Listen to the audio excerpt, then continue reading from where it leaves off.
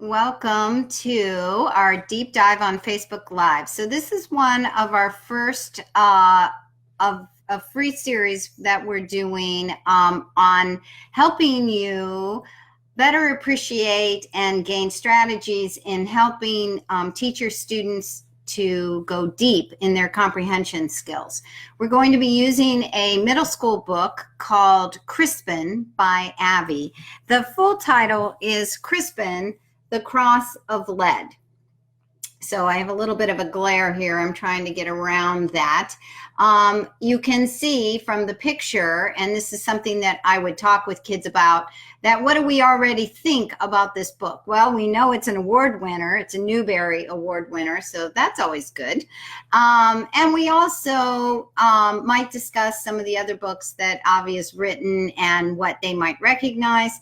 And we also would kind of look at this picture and see, well, we have a sense that this looks like it's set in the Middle Ages, and it looks like there's going to be some conflict going on there in the background. So we also, whenever we're going to start a book, we tend to read the dust jacket or the back. And so these are the kind of things that we might talk about as we go along. When you open the book from the very beginning, it has a really nice illustration that I like. And so it gives us a sense that, oh, okay. So even though the front cover looks rather worrisome, here's a picture that looks rather joyful. So lots of times we'll kind of just get a sense of what, hello, Katie, of what a book might begin to tell us. What do we already know about it?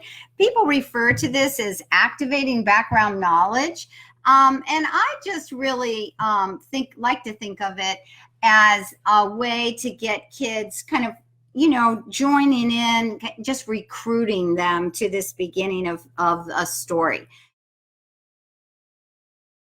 Today we're going to cover chapters 1 through 10, and while that is not truly the quarter of a book, I always find the beginning of a book is the hardest to get kids into. I mean, I think this is true of all of us, right? It's hard to get into a book. There's a lot to analyze from the beginning. And I feel like it's really, really important that we be sure that kids really know what's going on from the very beginning. So I know I've shared this experience. Any of you who have followed Rooted in Language and have listened to some of our talks, you've probably heard me mention that there are times I'll be working with a student and I send them off to start a story. And I haven't done any of this beginning part of partnership reading and really digging into the story together. Anytime I send them off, it's always interesting to realize what they miss or gain from a story when they come back. But because I work with struggling readers, I have had more than one time where the student has not known the correct gender of the main character. That they just aren't very accurate readers. They're not paying attention to the subtle he, she references. There may be a name that's ambiguous. So there are times that even tracking the information, like, is this a male, is this a female, what is the age, those kinds of pieces of information can get lost. The other thing that can happen at the beginning of a story is a student may not pay attention to a lot of description. They might kind of read over that and gloss over that. And I know that I am not a very visual person. I'm much more of a language person than a visual person. And so getting students to kind of stop and think about, what do we know about the setting? Why is this important? That's where some of our early analysis needs to take place. When we develop that really good foundation of understanding what's going on in a story, we really prep the student for deeper comprehension down the road. And, I can't say that enough. Let's make sure we have a good foundation for our story, and also we build interest and excitement that way. And of course, interest is 99% of our goal here, right? So because I can't do a slideshow, I'm going to be periodically holding up some visuals for you. And of course, I have to get it lined up correctly in the way I would hold it with my camera. I'm sorry that I'm not a real pro at this. So what I have here is the name of our story, Crispin, the Cross of Lead by Avi. And the very first thing I want to draw attention to is the prologue, because that gives us information about the setting and the genre. So we found out from the prologue that we're in England in 1377. And then there's this interesting one paragraph prologue. And in it is this quote from this priest. The Crispin is quoting the priest. In the midst of life comes death. In the midst of death comes life. If this be a riddle, so was my life. So I stop kids right there. Like, first of all, does this sound happy to you?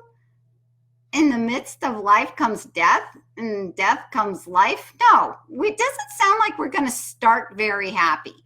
And also, we have this little clue about genre. So let me just take a minute to talk to you about genre, because we have a product we sell at Rooted in Language called Annotating Literary Elements. And in our annotating literary elements, we break down some definitions for you. And one of those is, what is genre? So I'm going to move some papers over here if you don't mind.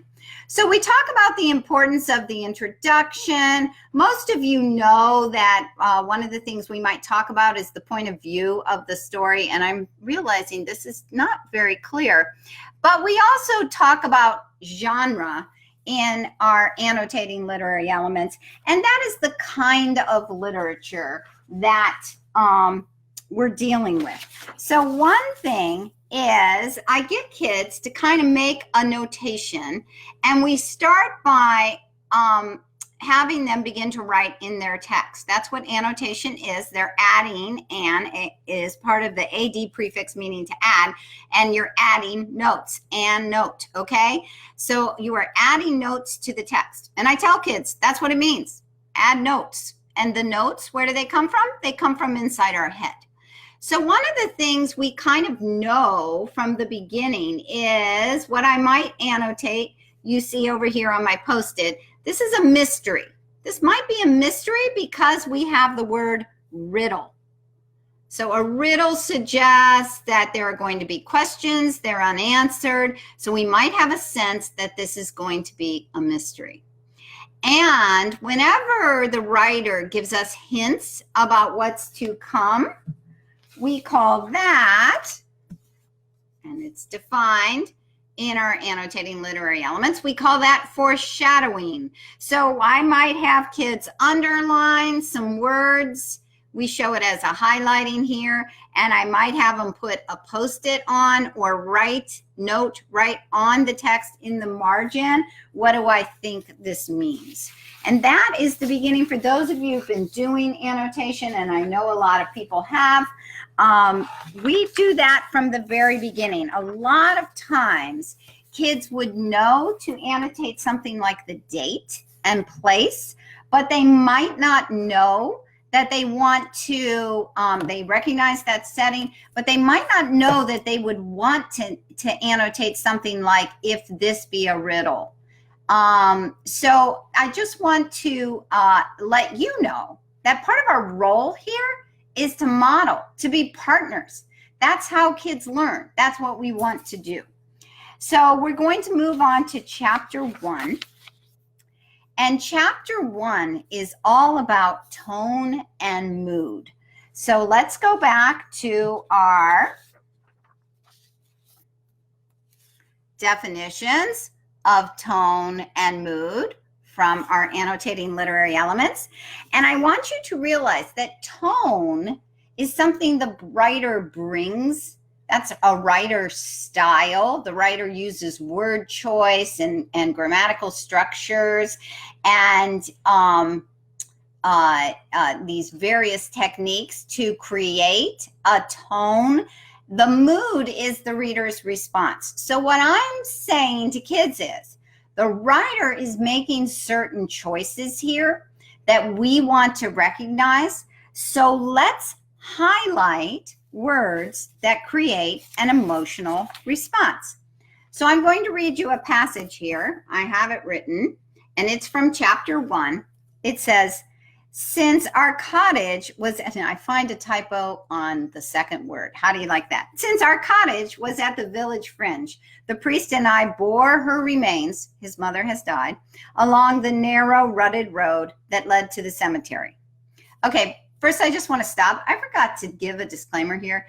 Like, this is going to have, this whole series is going to be total spoilers for this book. Like, we're just going to dig into what's happening, and I'm not going to keep any secrets. So if anyone doesn't want to hear spoilers, don't listen yet. Okay, so they're carrying her around a narrow, rutted road that led to the cemetery. A steady hissing rain had turned the ground to clinging mud. No birds sang. No bells tolled. The sun hid behind the dark and lowering clouds. We passed village fields where people were at work in the rain and mud. No one knelt. They simply stared. As they had shunned my mother in life, so they shunned her now. As for me, I felt, as I often did, ashamed. It was as if I contained an unnamed sin that made me less than nothing in their eyes. Yeah, little tears coming up. Like, what is that mood? Oh, what is that tone that that writer is sharing with us? Okay, so so let me correct my typo here because I'm going to show it to you. So I actually would have kids look at this passage, and I would have them highlight words that they feel triggers emotion. Okay. First of all, I might ask them, is this kind of generally happy, sad, exciting? What's going on? You know, and I think everyone sending up their little tear faces already answered that question, right? So I'm going to add, though, a highlight on the word fringe, and that we bore her. Okay. So I'm going to try to get close and angled here. Oh, good. That looks nice and clear. Okay, so we have fringe, bore her, narrow, rutted road. Okay, how about the word cemetery also, by the way? That gives us a mood. A steady hissing rain, clinging mud, no birds, no bells. The sun hid, dark and lowering clouds, rain and mud. People stared. They shunned. Not shunned us once, shunned twice, right? They shunned before, and they still shun her, even as a corpse. He felt ashamed. He felt he had an unnamed sin, that he was less than nothing. Okay, so the writer, so we spend time helping kids see that the writer has chosen words, has chosen a scene, has chosen even some grammatical structures. But what I'm really looking at first is the word choice, and what is the kind of mood that I'm feeling as I read this. What do those words, how do they stack up? That's something we really want to talk to kids about, because writers do that on purpose. They don't just say once, it was sad. They don't even say, it was sad. They show us that, and they tend to do it by these word choices that are varied, but the same tone is repeated over and over again. And when you highlight that for kids, you really help them see, like, wow, wait, stop here for a minute. Like, this is chock full of some information that I really should notice. And that's a really, really powerful tool for them. So remember, we start with it unmarked. And what I would likely do is have a highlighter, and I'd be with a student and we would highlight together. We'd be picking them out. And what I find is that kids start to get into it. Like as soon as I show them a couple, maybe in the beginning, they might see it. They might say, well, there's cemetery, right? And I go, oh, how about narrow rutted road? Like, does that sound like a very nice road? A narrow but rutted, what does that mean? We might talk about that. And they might get like, oh, there's mud or no birds. But I might say, well, what about this choice of hissing rain? Like, this isn't just, it's raining, nice little droplets, right? This is a hissing rain. What kind of feeling do you hear or what kind of feeling is there in hissing? What hisses, right? It's like cats. It's mean. You don't hiss when you're in a good mood. You hiss when it's angry. So almost like even the earth is kind of shunning them on this day, okay? And then this idea of being shunned. And then we would also dig into the fact that Crispin feels he has this unnamed sin and he's ashamed. And does that have anything to do with the fact that he and his mother have always been shunned by this village? The other thing I might ask kids at this point, let me get a drink of my tea here.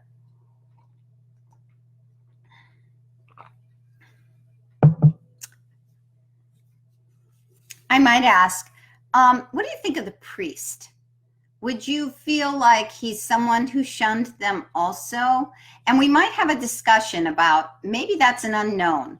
On one hand, the priest is also helping carry the mom. So what would that suggest?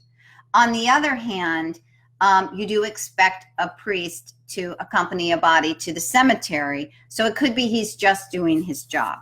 So I would kind of have kids be thinking about what are the possibilities, and did the writer tell us yet any of that, or are these things, as we say, that are in our head, that we're kind of figuring out in our head? It's not right there on the page, but the writer is helping us figure this out, and we have to do some of the work ourselves as a reader. We're figuring that out. Okay. The chapters in Crispin are relatively short, and I find, just so you know, for a struggling reader, that can be a very positive thing. I do an interesting thing with my kids that you may do as well. I will have them read to me for 5 minutes, and I will estimate how many pages they read per minute. And you would be shocked. It can take some children 5 minutes just to read one page. So to have a full chapter that it has a lot of ideas to it for a struggling reader is hard to find. And so these short chapters can be very, very helpful because the writer tends to present something in this chapter. And in their 15 minutes of reading, hopefully they have gotten something out of that chapter. And for struggling readers, I might take turns reading, because I know that getting started and being interested is hard for them. Now, I don't do all the reading necessarily. I have them do some, but I might shift the burden a little bit in the beginning so it's a little more on me, and then shift it more as we go along and the story is more, and they're more engaged in the story. I might shift the burden more on them. So one of the things we want kids to know is what is a good quote. You know, let's recognize what are powerful quotes, but kids don't really know what powerful quotes are initially. And I've had kids pick out quotes for me whenever I'm kind of giving this assignment of, you know, find a meaningful quote and tell me what the context is and then give me an interpretation of what you think of it. I'm always shocked by the kinds of quotes my students will pick. And I mean, right beside it will be something so meaningful for theme. And they pick something that's really more about plot. And so helping kids to understand that we're looking for meaning around, it might be about plot, but it also might be around themes. That can be hard for them. So what I find is it's most helpful if I bring quotes to them and we analyze quotes together. So we find them together, but really I'm doing a lot of the guiding of the quote. So chapter 2, I've entitled this, let me get the angle. Sorry, it's so hard for me when I have to angle like differently because of the way my camera is. Chapter 2 is I'm looking at the dialogue and these mysterious words to remember. So whenever we have characters that are giving a bunch of mysterious conversation and we don't know what's going on, it's probably some clues that's important. And I find generally kids know this. They've watched a lot of movies and they have a sense that, oh yeah, this is like a big mystery and something's going on here and this is somehow going to involve Crispin. And they're right?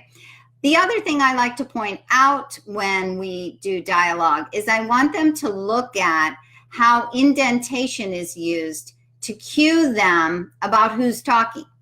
So we have, if God wills, it will come soon, the stranger said. Now the stranger is done talking. And the way we know that is because we have a new paragraph. And am I to act immediately? Aycliffe asked the man. Are you not her kin? The stranger said. Do you not see the consequences if you don't? A great danger to us all. Now, who said that? We don't have a tagline who tells us.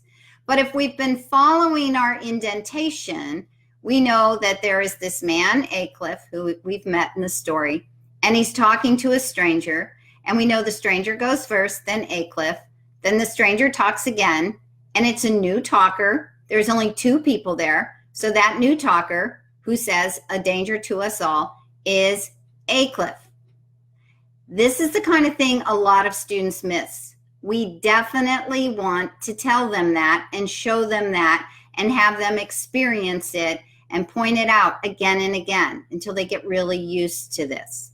I also would pick many of these passages that I'm showing you are passages I would also pick for copy work. For the various reasons that I'm showing you today. Okay, this one would be because I want them to practice copying this passage and practice the complexity of dialogue punctuation, including not only quotes, but indentation. So if you notice, Aycliffe has said a danger to us all, no tagline telling us that, then we have a new paragraph precisely. There could be those who will see it so and act accordingly. You'll be in danger too. Who's talking now? We really have to keep track. And this is the kind of thing I do with students. We track who's talking. This can be really, really important to them. Okay? So as a frowning Aycliffe began to fold the document, he turned away. When he shifted, he saw me. Dun, dun, dun. Problem. Okay? So Crispin has come upon Aycliffe, who he fears, who is cruel, and is the steward over their village. He's come upon him in the woods, having a secret nightly meeting with a stranger. Okay. And so the other thing is I want kids to mark this. I want them to know that, that these are words they need to remember. They're going to have to refer back to them. Something's going on. And we might kind of problem solve. What could it be? It's funny because I talked to a student about reading this book. And he was like, oh, let me guess, he's going to become king and blah, blah, blah. And, and I was like, you don't know. You don't have to be, so sure of yourself. And by the way, he didn't. But anyway, the other thing we start to do is we start to draw up a character map. So what do we know so far? Now, Tracy is here and she would admonish me. Why the heck didn't I draw my character? Because this is Facebook Live and I don't want you to I don't want to draw in front of you. So some of us are not, artists. Some of my kids really are, and they would draw that main character in the middle, and I love that. So we have Crispin, and we might write down he's 13 years old. He's called Asta's son. We have John Aycliffe, who's the steward and is cruel. We have his mother, who has died but loved him. And we have the priest. And I said, at this point, we think he seems like he's helpful. He's a helper. Okay? So let me get this up to the camera. So it doesn't have to be fancy. But what we're going to do throughout the story is we're going to add to this character map. So we start, Tracy says she would never admonish me. Well, if you'd been here, you could have coached me and I might have given it a try. This is not a one and done. This is a working illustration and map that we use throughout the story. We add characters, we connect characters, you know, we keep track of information. We might put a notation on here that John Aycliffe has a secret and that he is in the woods. We might put the stranger down connected to him. In fact, let me show you that. So he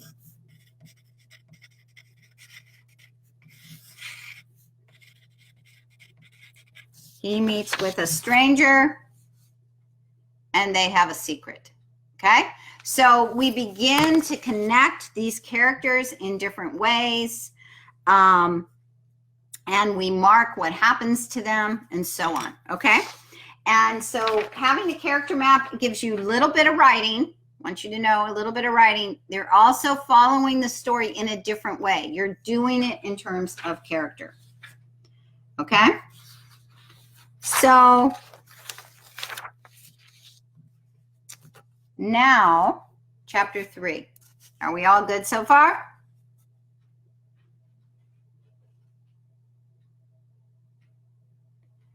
I'm calling chapter 3 the main character and the enemy. So kids pretty much know that stories have main characters. This isn't news to them. It's not really something that we have to help them with. However, I will say some of the more modern books have many main characters, and sometimes you have to decide who a main character is. So I would say, for example, in the book To Kill a Mockingbird, kids often confuse who the main character really is in that book, because the person who kind of feels like a main character doesn't actually grow and change in the book. So you have to pay attention to which of the ones that felt like a main character are really going through some kind of journey or change. So this really gives us a little bit about the main character. Also in this chapter, we're kind of solidifying who's the enemy, who, by the way, is John Aycliffe at this point. Okay, he says, I did try to accept my life, but unlike our perfect Jesus, what does that tell us about the main character? He has faith. We spend time talking about, this is the Middle Ages, how the church had a great deal of influence, how Jesus was kind of held up as unreachable, and the common person was thought to be unworthy. But notice the words that he uses here, and we would highlight these words. So highlight words or phrases that tell us about character. So he is full, he says, I'm filled with caution and suspicion, always expecting to be set upon or mocked. That's pretty shocking. Here, let me get a better, deeper highlighting of this. I picked a bad one. He lived the life of the shunned, forever cast aside, yet looking on curious. So there's our one word of hope.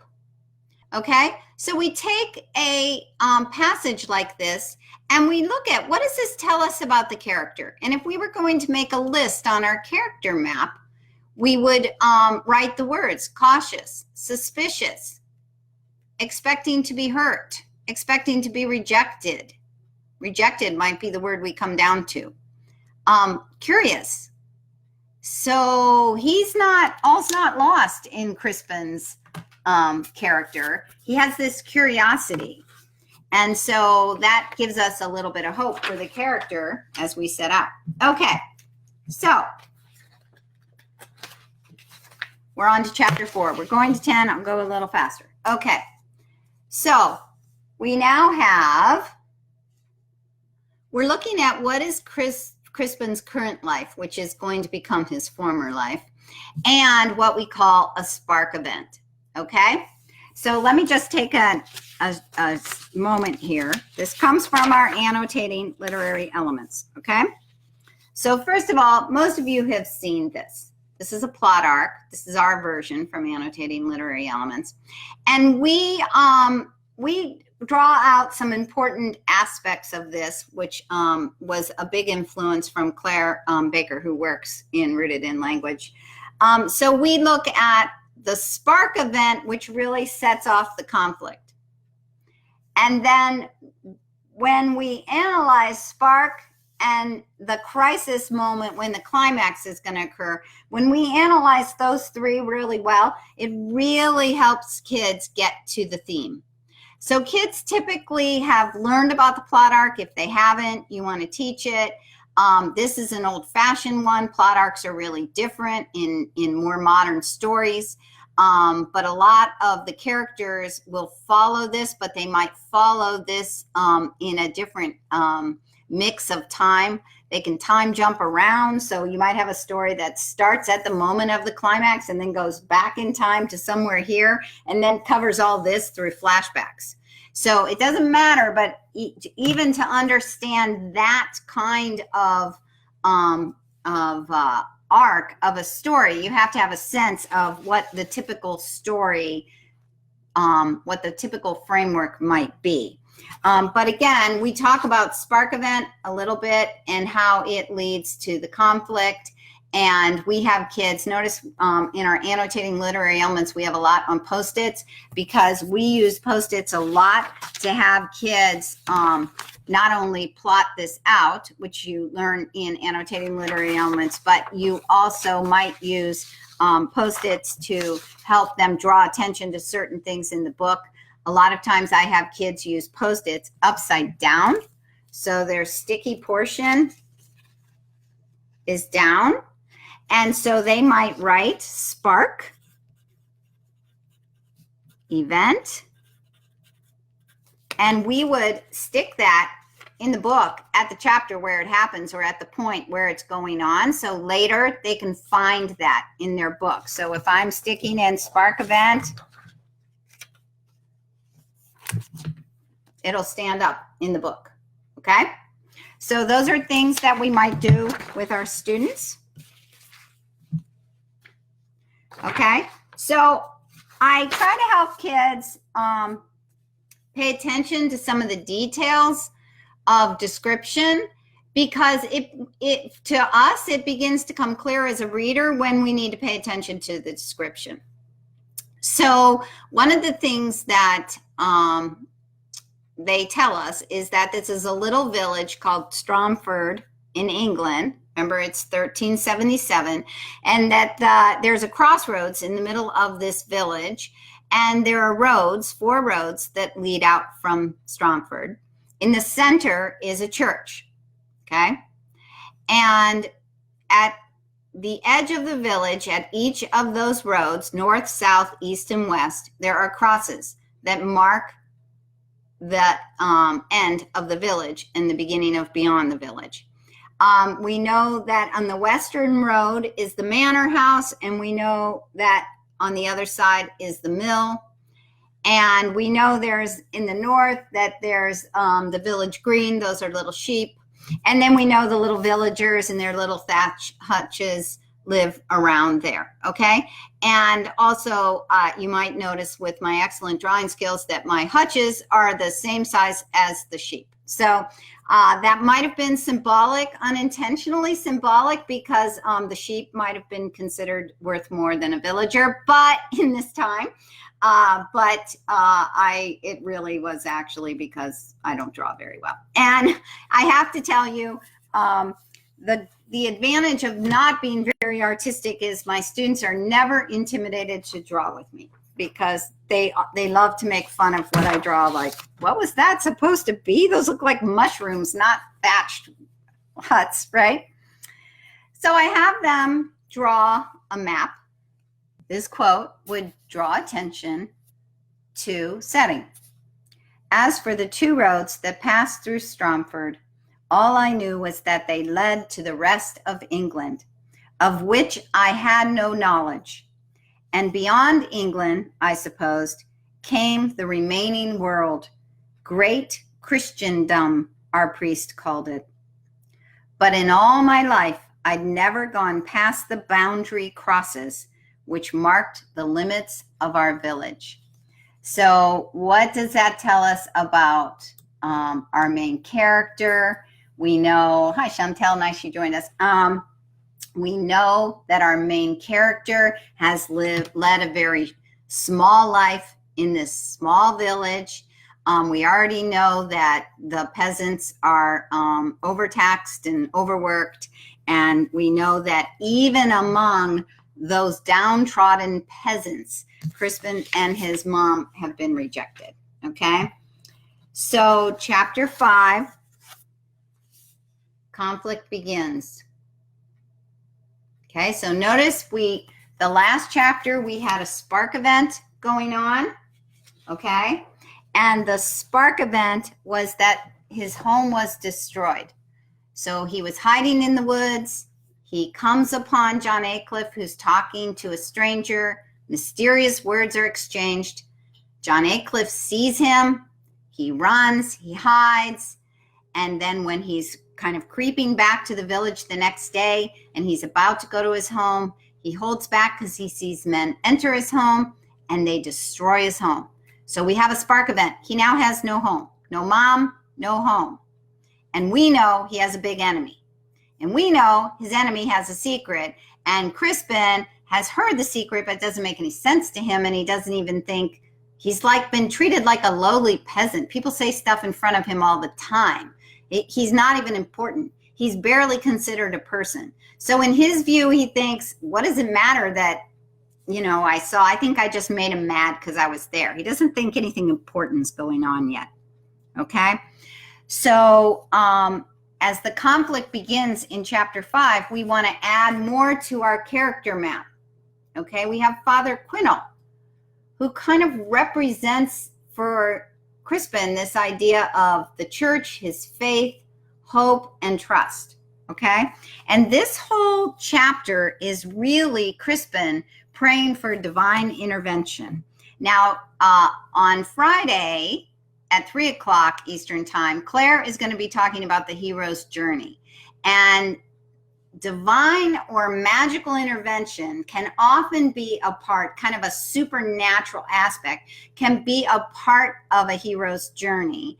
And you'll see as we go along how what book I'm covering right now, Crispin, is going to kind of match this hero's journey that Claire talks about on Friday.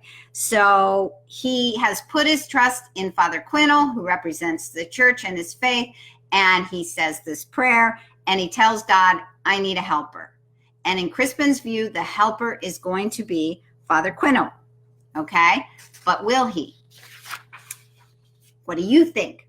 We're only on chapter 5. So probably Father Quinnell isn't going to be a big helper at this point. Okay? Chapter 6. I call this Guards Block the Escape and the Rising Action. Okay.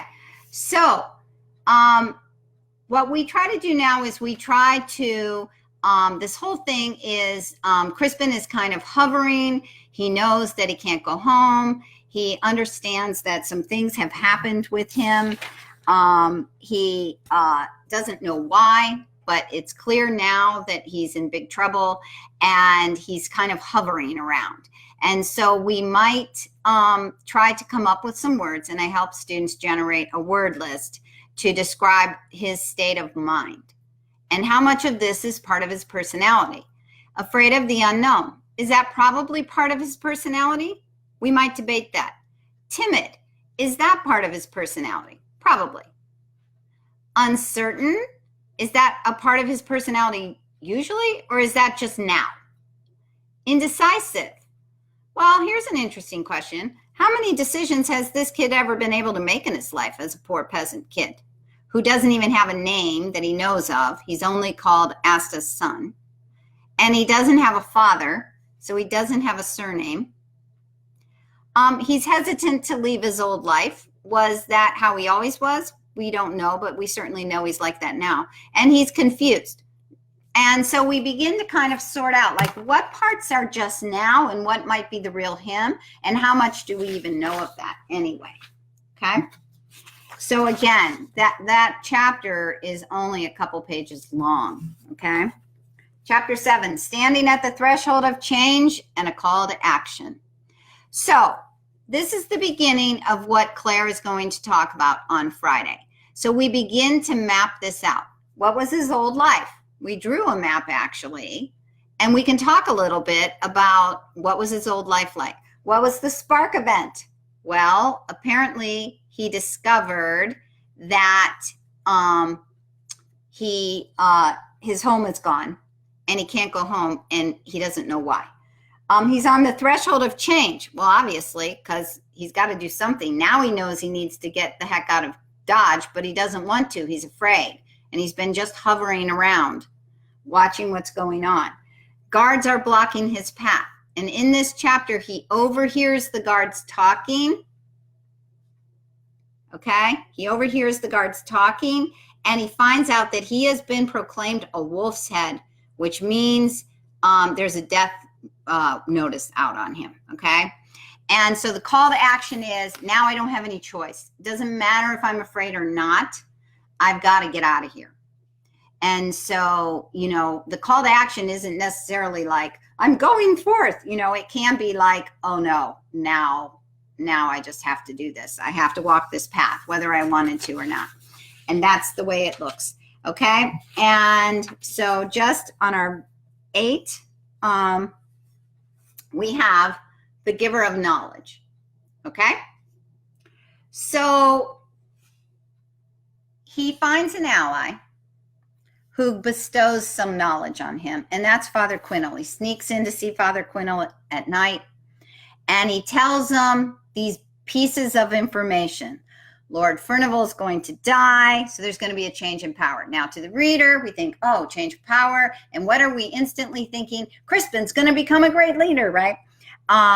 We think that he finds out he has a secret name, and it's Crispin, and it's been hidden from him. He didn't think he ever had a name.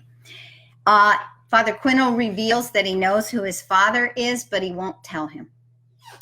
And he advises Crispin, flee Strongford, get as far away as you can, and seek freedom elsewhere. And then he also reveals that his mother could read and write, which means she was of a higher birth standing. And why didn't she ever teach Crispin? Crispin doesn't know. That would be a great skill. Why would she not have taught that to him? And then he gives him this important gift, and it's a lead cross, and it has writing on it that Crispin can't read. And we don't know what it says. The priest won't tell him, of course. He gives knowledge, but not enough, right? Because we're at the beginning of the story. But he says, be careful. There's always Judas lurking. Okay, so we have a couple things going on here with writer style. So we're back to our annotating literary elements. So one is we have this thing called an allusion, okay?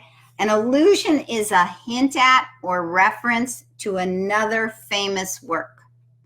So often you'll have something that we call a biblical allusion. So there's always a Judas around, and lots of people will betray you for the money, right? For whatever kind of reward there is. There's always going to be someone who will have their own reasons to betray you, so be careful, okay? That's what we call an allusion, and so I teach that to kids. If I see one, we talk about it. What is it? The other thing happening is we have something called a motif, and a motif kind of is involved in symbolism. So a motif is when you see this reoccurring idea or image or symbol. And they use it constantly. It kind of often foreshadows what's happening. So if you think about it, the symbol that we keep seeing over and over again is the cross. And this is a really good example. And it's easier for kids to see in Crispin because there's just crosses everywhere. And because I had them draw a map, they had a church in the middle with a cross, and they had to do the crosses at each of these points that end the village. And in the next chapters to come, Crispin is going to have to choose a road, north, south, east, or west, and he is going to have to go beyond the cross. So we kind of have this idea, like, what might the cross represent? It could represent faith. It could represent hope. It could represent pain. It could represent redemption. It could represent crossing over, right? New life. So there are a lot of things the cross might, this motif may be foreshadowing, and it could change at any point in the story. Sometimes it might foreshadow something like pain, and another time it might foreshadow something like the journey going onward. And sometimes it might foreshadow something like hope.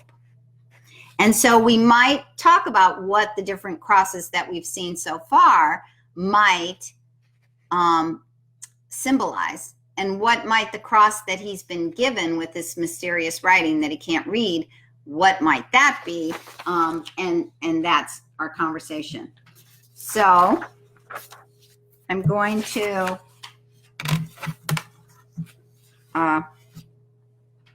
read you a quote from that chapter. So he's talking to Father Quino. I shook my head in puzzlement. These things you say, a name, reading, writing, my father. Why would my mother keep such things from me? The priest became very still. Then from his pocket, he removed my mother's cross of lead, the one with which she so oft prayed, which was in her hands when she died. I had forgotten about it. He held it up. Tomorrow, he said, cutting me off and folding my fingers over the cross, I'll explain. Now go and stay well hidden. The things the priest had said made my heart feel like a city under siege. So you probably know I felt like a city under siege. Of course, we always talk about when we find similes and metaphors. And keeping all this sorted out from symbolism and imagery and where do they overlap and where are they the same, those are all great conversations. Have them. They're great.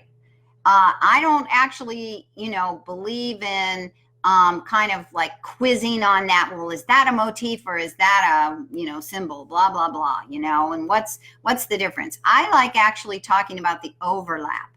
What's the main job these things do? They help the reader imagine, and they take some emotional understanding or intellectual understanding of one idea, and they get the reader to that idea quickly, right? So how is Crispin dealing with all this information?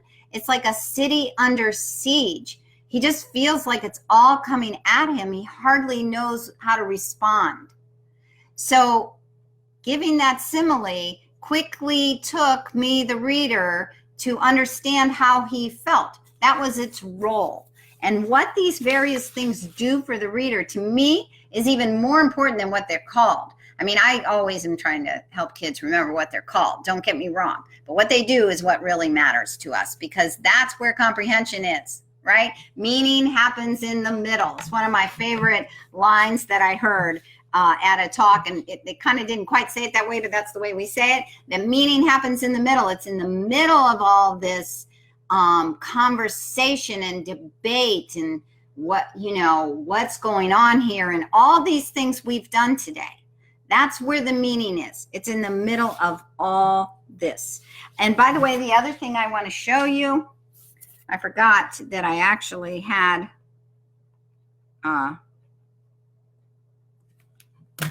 more ellipses. I use ellipses a lot. Sometimes when I want kids to notice and copy a passage, the key things in the passage might occur over a page or two.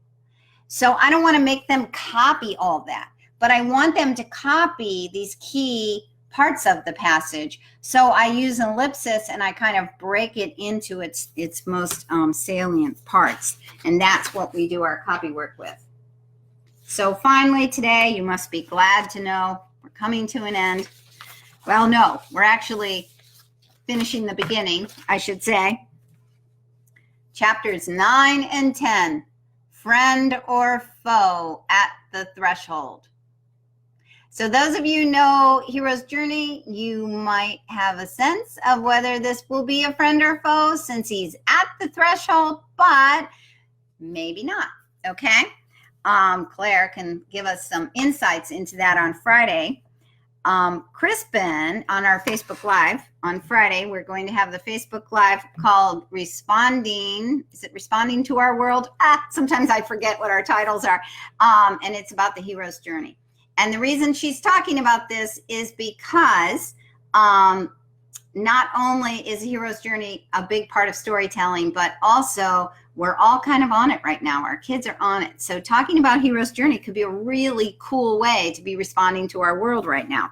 So we're at the threshold. Does that person who comes too close to me in the grocery store, are they friend or foe, right? They might come up to talk to me and be like a friend, but now we have to think, is this a foe, right? So being on a threshold can make us have to make new decisions that we weren't used to before.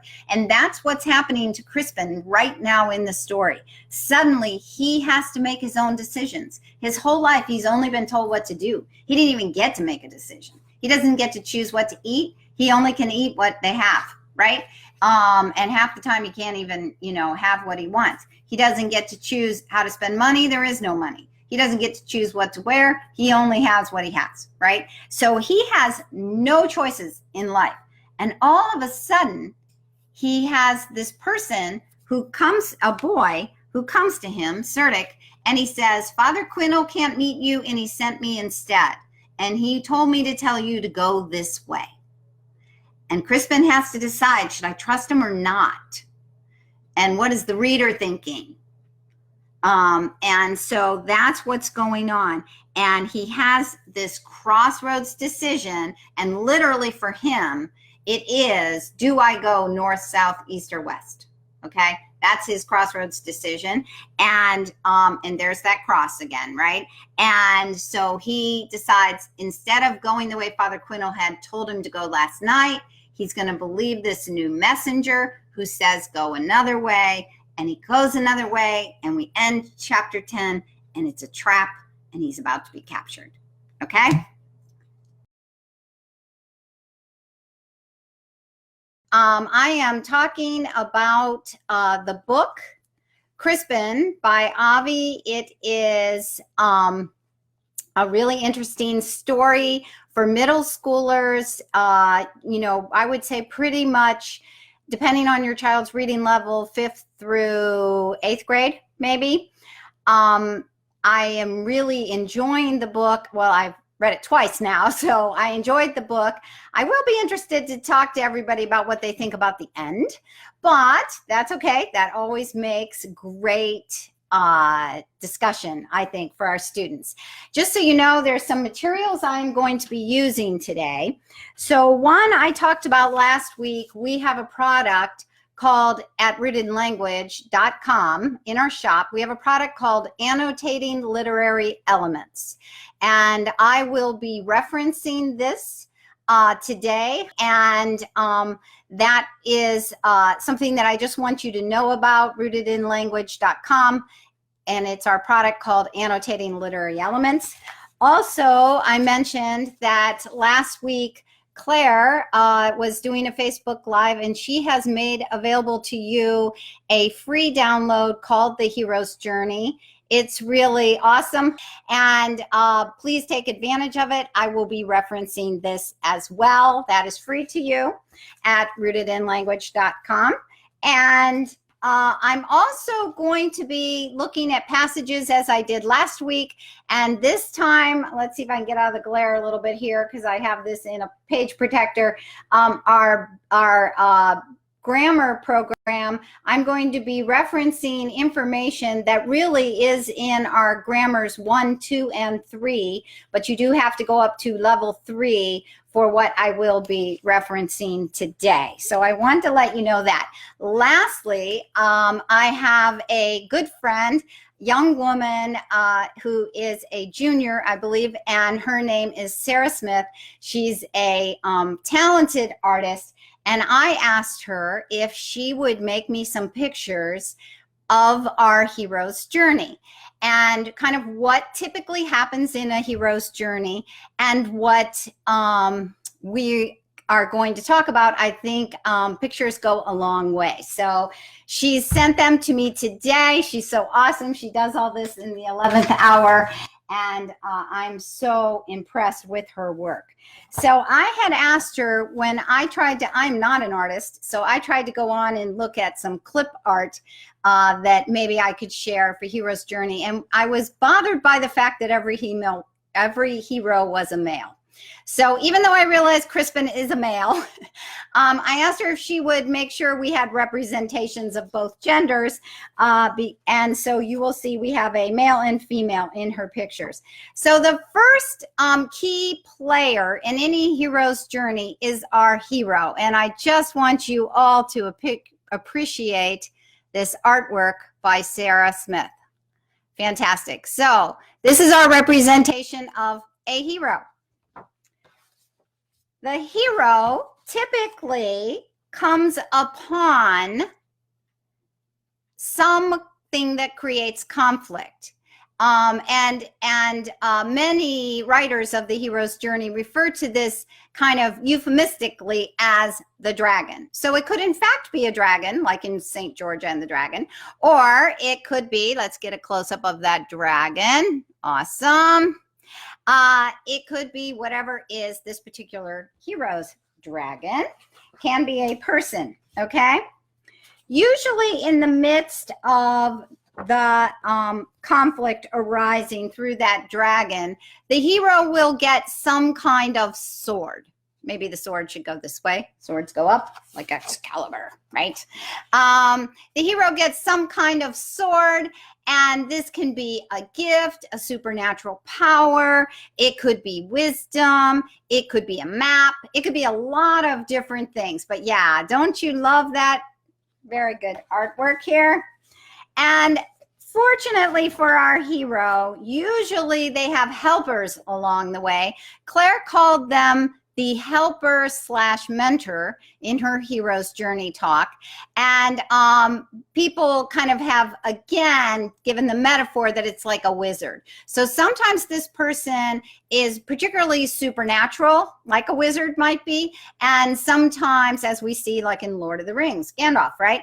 But sometimes this can be just a regular old person who, sometimes it's an old person, in fact. Sometimes it's someone who is helpful and imparts the kind of knowledge, challenge, and support that the hero needs in order to grow, okay?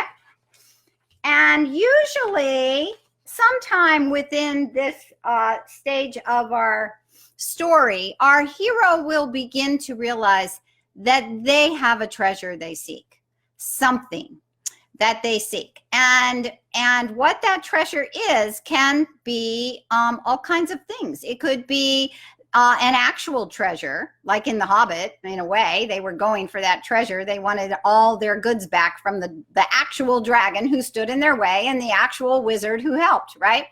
But the treasure can be a lot of different things, and we're going to talk about that in terms of Crispin. And before that hero can obtain that treasure, he or she must actually face the dragon. Whoever that dragon is, must actually face the dragon. And usually they end up somehow having to do this alone to pull on their inner strength, their inner courage, to really face whatever it is, be it nature, be it a fear, some kind of internal conflict, or an actual dragon, right? The hero has to face that. And when they face that dragon and defeat that dragon, they finally get to their treasure. Okay? So Claire had talked to us about this journey looking, I'm going to hold up the end of her handout. She breaks this down beautifully in its parts. She was talking about how the hero has a call to adventure, and Crispin has had his call to adventure. He had a helper, Father Quinel, who helped him last week.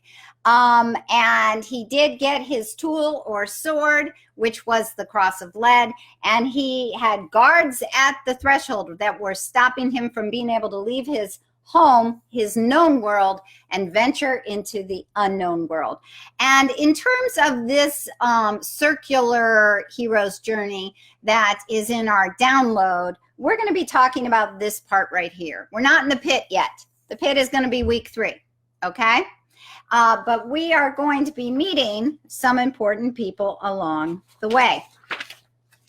If I map out, and I have kids map out this journey in terms of picture form, last week we said Crispin is our hero.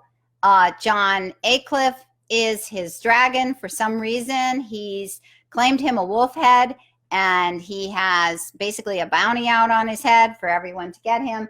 He meets with the priest who gives him this cross, a leaden cross that has writing on it. And we don't know what the writing is yet. And today, what we're going to talk about, we aren't going to do the battle yet. The battle will be there. But we are going to meet our mentor, and we're going to have Crispin discover what it is he really seeks, what his treasure is. Crispin has been a very timid character up to this point before we started reading at this level, and he hasn't even dared to hope that his life could be anything other than it's been. He hasn't even been brought up to even think that way. He just does what he's told. He doesn't have any hopes and dreams. He thinks he's lowly. He thinks he's a big sinner. He thinks he's not worthy. That's where we left him last week. So for those of you who are using annotating literary elements, I had mentioned our plot arc and how that call to action is like our spark event, and it creates a conflict. And in case you're wondering, where does all this fit in a plot arc, we will still have a crisis moment. That's what Claire called the pit in her hero's journey. And there will be this climax, and that is kind of what I'm referring to as fighting the dragon, right? So that will still be a part of the hero's journey. The hero's journey just tends to follow this certain progression that we can kind of rely on as we go along. Okay.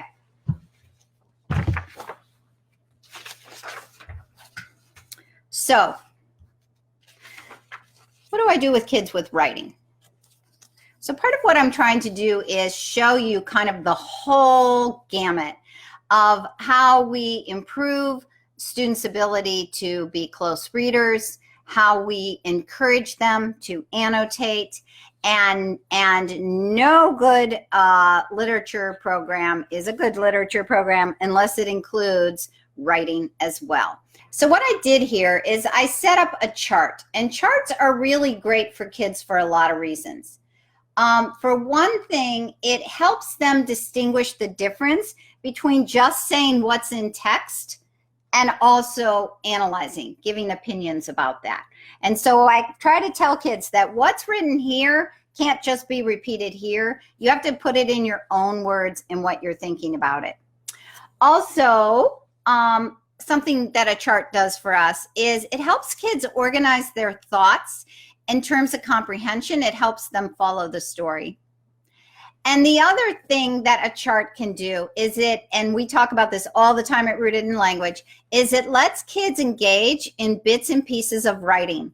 And by the time they fill out a chart, they have done a lot of writing. So what I have here is I'm teaching kids to cite good quotations, and I'm helping them find those quotations. And then I'm having them analyze what they think is going on. And so last week we covered what his home was, and we had some quotes about that, which I just put in my boxes. And there was this call to adventure when his home is destroyed and he's proclaimed a wolf's head. And our chart continues, and this is an ongoing document that I have kids work on, okay? And I just set it up in Word. It's not anything fancy, okay? And if you just kind of follow the headings, you'll see we next have our helper. We identify who that is. I have some notes about that. This time I'm just referencing text without direct quotes, and some analysis. We found out what his weapon or tool is. I realize this is a little redundant. I just told you all this through picture form, but I want you to understand that when I work with kids and when we work with kids at Written Language, we do layers upon layers upon layers if we can. We use pictures, we use words, we use quotations, we use oral conversation, rich conversation. All of that is important. Can we do everything that I show you here? No. I mean, I wish, but it doesn't always happen, all of these pieces. But I want you to have a lot of pieces to choose from. And that's why I'm presenting them all to you, okay? And if you remember, there were guards that blocked the path. We had Cerdic, who had betrayed Crispin, and he was being ambushed when we left him in our story, okay?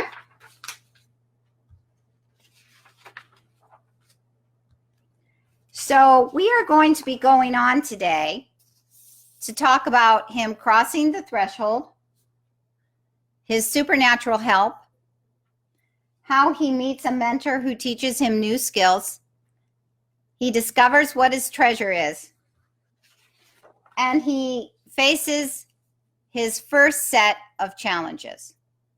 And so everything we talk about today can be put into this chart and added to this chart. And we can add challenges as we go along because that's part of that plot arc where we have rising action, right? So I chose for 11 and 12, chapters 11 and 12, I chose a passage for us to analyze. And today I thought I would analyze it in one of the ways I like to analyze passages, and that is grammatically. So what I find, for those of you who don't know me, I'm a speech and language therapist. There's a lot of research out there about reading comprehension. Vocabulary, of course, matters. Background knowledge matters most. Oral conversations build deeply into reading comprehension. But another piece of it that we need to work on is understanding the complex grammar that is represented in writing in a way it is not represented in our oral conversation. And Avi is a great example of this because the writing can be very poetic at times.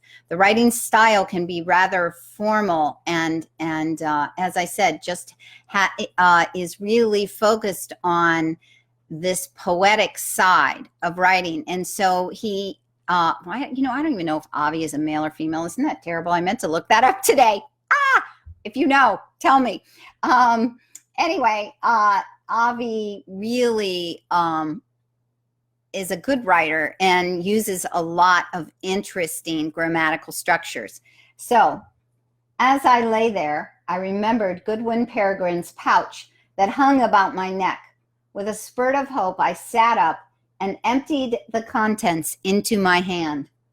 To my dismay, it contained 3 seeds, one of wheat, one of barley, and one of oats, plus my mother's cross of lead. So we're going to take that last sentence. To my dismay, it contained 3 seeds. And we're going to put that on our grammar bugs because understanding grammatical structures can be quite difficult. And I would argue that people who are good at diagramming sentences and understand diagramming sentences also understand them. I mean, they can do it because they already understand it. But when I work with kids with our grammar bugs, I can really help them see how sentences are organized, and it really improves their comprehension. So when we look at this sentence, I'll read it again. To my dismay, it contained 3 seeds, one of wheat, one of barley, and one of oats, plus my mother's cross of lead. So we have a subject, always goes in our bug head, it, and a verb, contained, always goes in our little bug body with its feet. It's the action. And it contained what? So this is kind of a basic subject, action, verb, direct object, only it has 2 direct objects. So the first direct object is seeds. And then we have phrases that we like to put on our wings that are telling us more about those seeds. And what we really want kids to get grammatically is not so much what is everything called, but what is it doing? So these 3 wings are telling us more about these 3 seeds. One of wheat, one of barley, one of oats. And then he uses the word plus, which is another form of the conjunction and, right? And we like to put our conjunctions on leaves. And we do have leaves that are a little bigger, but I didn't, I'm a little limited on space, so I cut out a little leaf. My mother's cross, so that's the second direct object. It contained seeds, it contained the cross. It's my mother's, modifies cross, and tell me more about that cross of lead. Now let me tell you a little bit about to my dismay.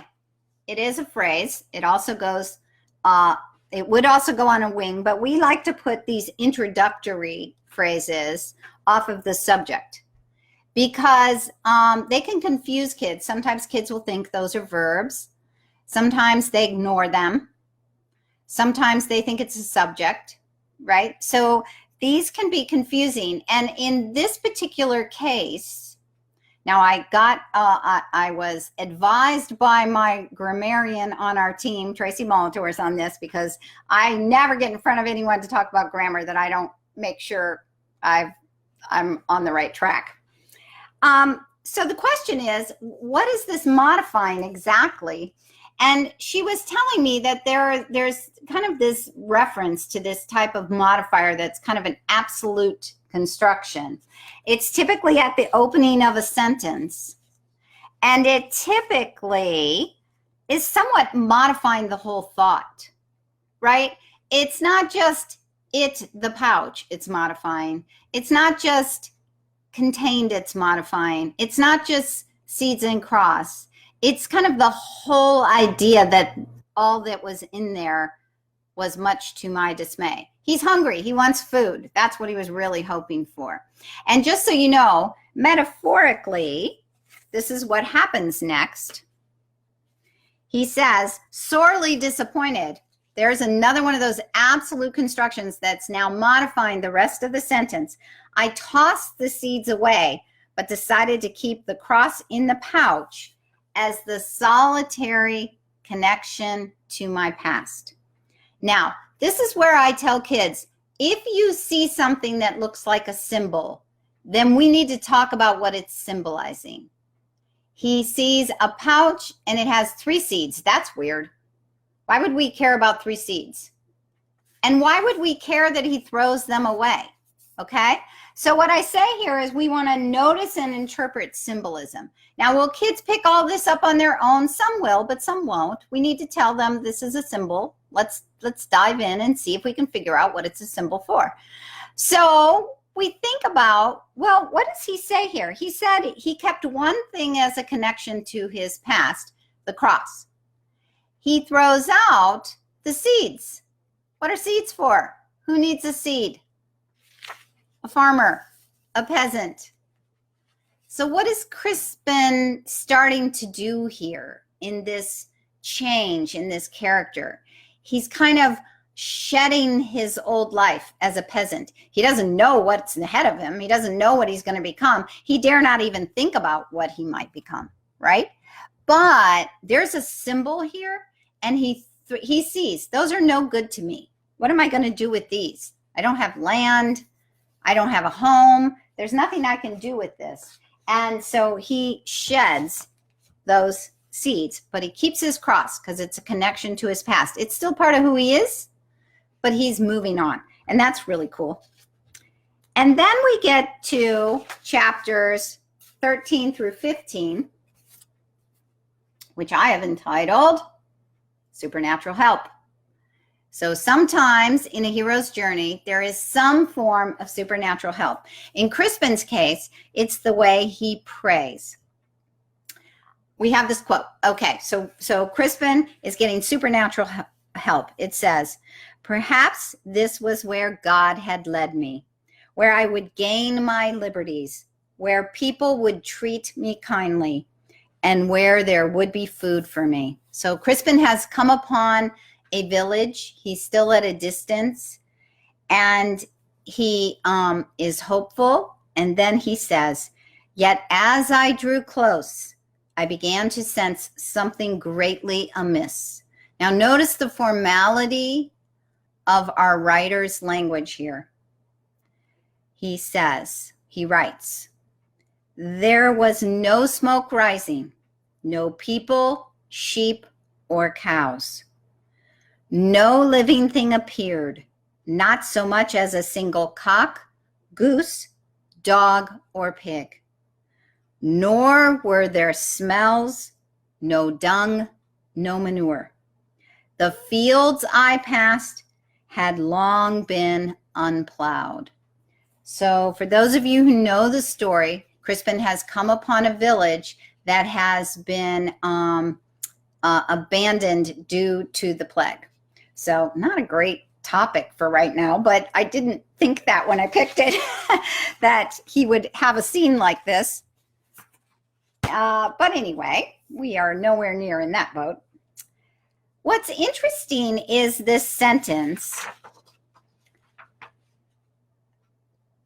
There was no rising smoke, no people, sheep, or cows. So we're going to look at that with our grammar bugs. Okay? And why this is such an interesting sentence to teach kids and adults, I am always learning more about grammar as I go, is that the sentence is actually flipped. It says, there was no. Okay? Now, if you remember, our linking verb can act like an equal sign. And if it's with a negative, we like to say it acts like a not equal sign. Okay? So Avi wrote, there was no rising smoke, people, sheep, cows. Okay?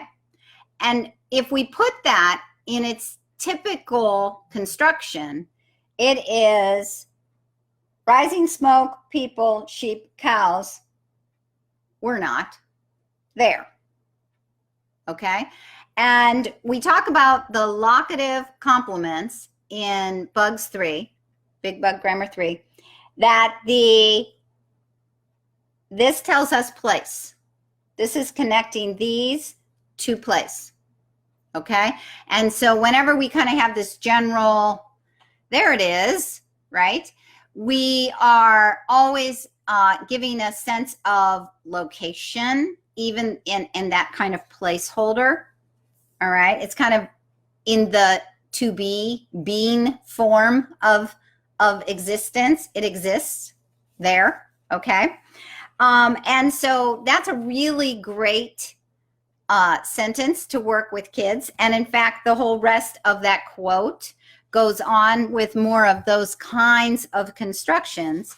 And I would talk to kids, this is a writer's style thing. So one of our things about writer's style, let me get to our annotating literary elements. One of the things we talk about in writer's style is word choice and how our writer will choose words and also the grammatical structures. Let's see if I can get that to focus. I think it did. That the grammatical structure can also represent writer's style. And so we have this rather poetic way that Avi says those words. No living thing appeared, not so much as a single cock, goose, dog, or pig, nor were there smells. So he's kind of like building mood and you have a sense of Avi having this realization of like walking around the way some of us have when we've been out on the road, like there are no cars. There's no one at this intersection. There's no cars in that store's parking lot. The lights are off in that store, right? That's the kind of thing that we've all been doing. And that sense that things are amiss, something's different, and we're kind of collecting that data, right? Just the way Crispin is doing in this situation. He's collecting that awareness of all that's missing from this place. What I like to do with kids at this point, or clearly I'd be doing it all along, honestly. This is not at this point. I'm just going to mention it now. Is this connection to history, okay?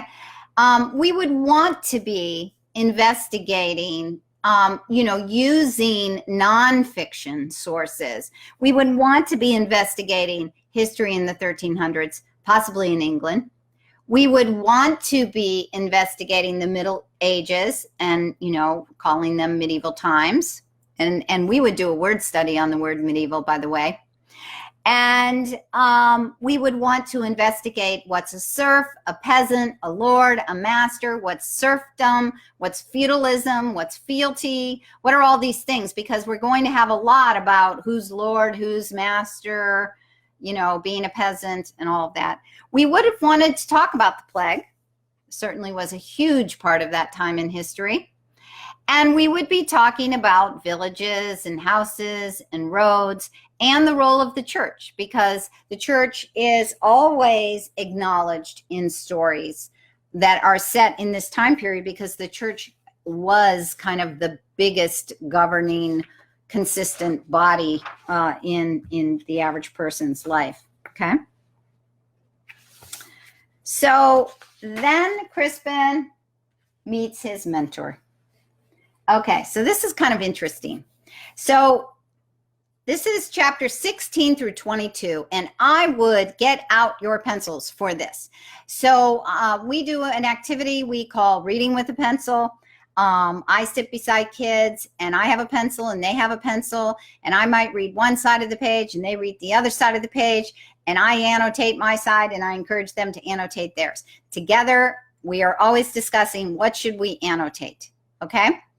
I marked up these chapters, chapter 16 through 22, like crazy with one of my students, because it was so rich in this new character development and the way Avi reveals these details about this character and the way the two characters are playing off each other.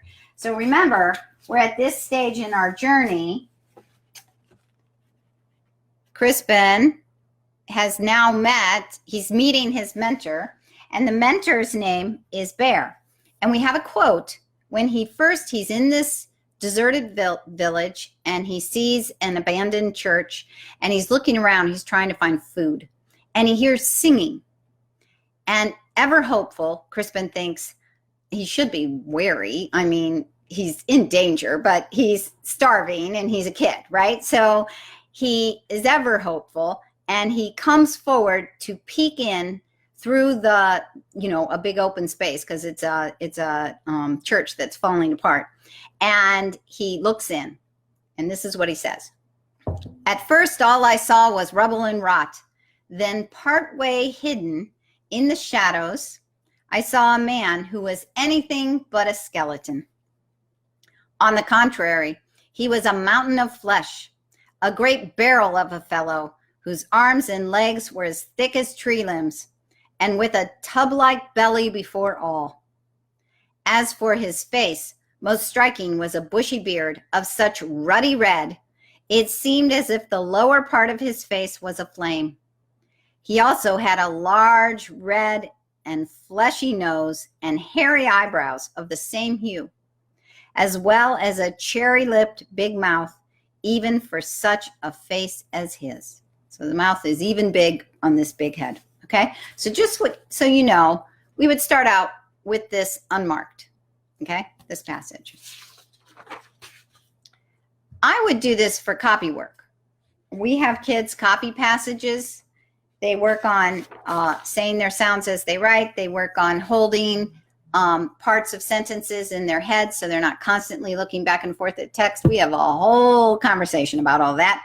There's a lot of great skills that are worked on in copy work, but one of them is it helps students notice more about the writing and the text when we do copy work. So what I might do is begin to look for, let me just back up a second, these musical aspects that we talk about in our annotating literary elements. We talk about these musical aspects of language. They are literary elements, but they tend to be more musical. So we have things called alliteration, okay? And alliteration is this repeating of sound that gives this kind of musical quality to writing. So one form of alliteration, the one we think of the most commonly, is consonants, and that's the repetition of beginning consonant sounds, okay? The other is called assonance, and that can be kind of hard to separate out, but it's more this repetition of primarily the vowels. And so you kind of hear these vowels over and over again. You might not quite realize that that is giving this great musical quality to the writing. So what I like to do is I like to take kids through that and help them find it. So the easiest to find is, we're going to look just at this first paragraph. The easiest to find is the alliteration, that's the repetition of the initial consonant sound. So you right away see it, rubble and rot, okay? We also actually kind of see it in face was a flame. We kind of see it down there with face was a flame. All right, so sorry, let me get this organized. And then I begin to kind of take a vowel sound that I'm already noticing is there. Like I might kind of get this ah sound, and you hear all, saw on the contrary, okay? And we just highlight those. We listen for those sounds, which, by the way, is a great phonological processing task for kids who struggle with the sound to letter connections. This is, and struggle with processing sounds. This is a great task. And then we have kind of the skeleton, flesh, legs, belly. Hear that? We have some L's repeated there, if you notice too. And then we kind of have some owls, mountain and fellow, okay? And we just notice that the writer does this a lot.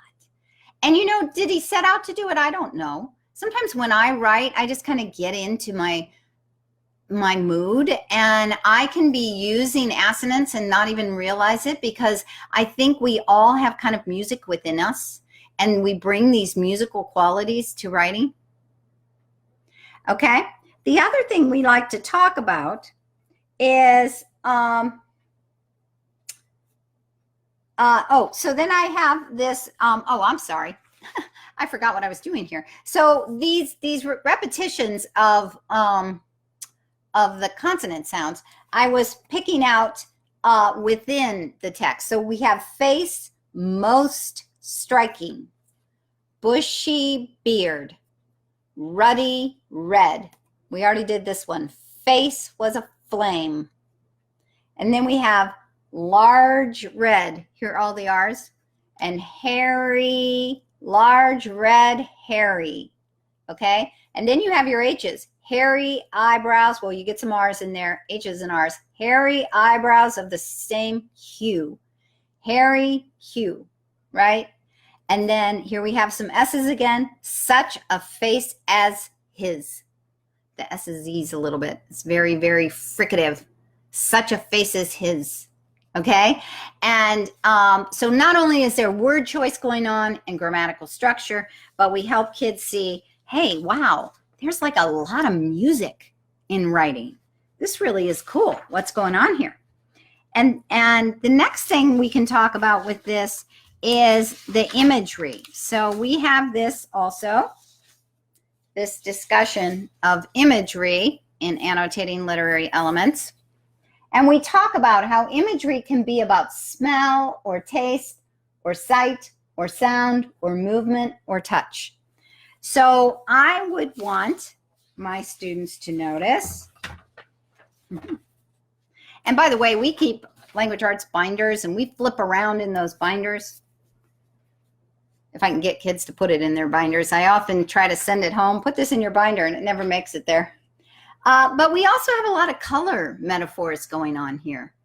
And I love this. You see this guy, and he's talking just about his face. And he says he has a bushy beard that's ruddy red. And we look for all our red words. And I had a student who did this today. She found ruddy red, a flame, red and fleshy, flesh being kind of pink in the red hues. Same hue is referencing red. And then cherry lipped. And so we actually highlighted those in either red or pink to kind of represent what we were looking for. And then, you know, I just can't stop because this is a very rich passage. We also have a lot of metaphor and simile going on here. Okay? So let's look at some of, and if you remember, we talked about metaphor and simile last week. Okay? If you remember. But we have a mountain of flesh, a great barrel of a fellow. Arms and legs were as thick as tree limbs, and he has a tub-like belly. And so a student and I were talking about, when you hear mountain of flesh, what do you picture, strong or just obese? When you hear a great barrel of a fellow, do you picture strong might be a possibility?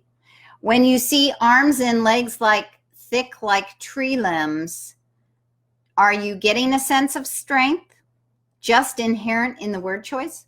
And then tub-like belly, we're kind of back to maybe being well-fed, right? And just so you know, this is a time period when being well-fed was an admirable thing. You know, everybody was scrawny and skinny, right? And then it seemed as if the lower part of his face was a flame. So we have some nice similes and metaphors going on there. Okay. And by the way, at first we were debating, is tub-like belly, is that a metaphor or a simile? It's tricky because it feels like a metaphor till you realize it's actually using the word like, but it's using it in a place we don't expect it.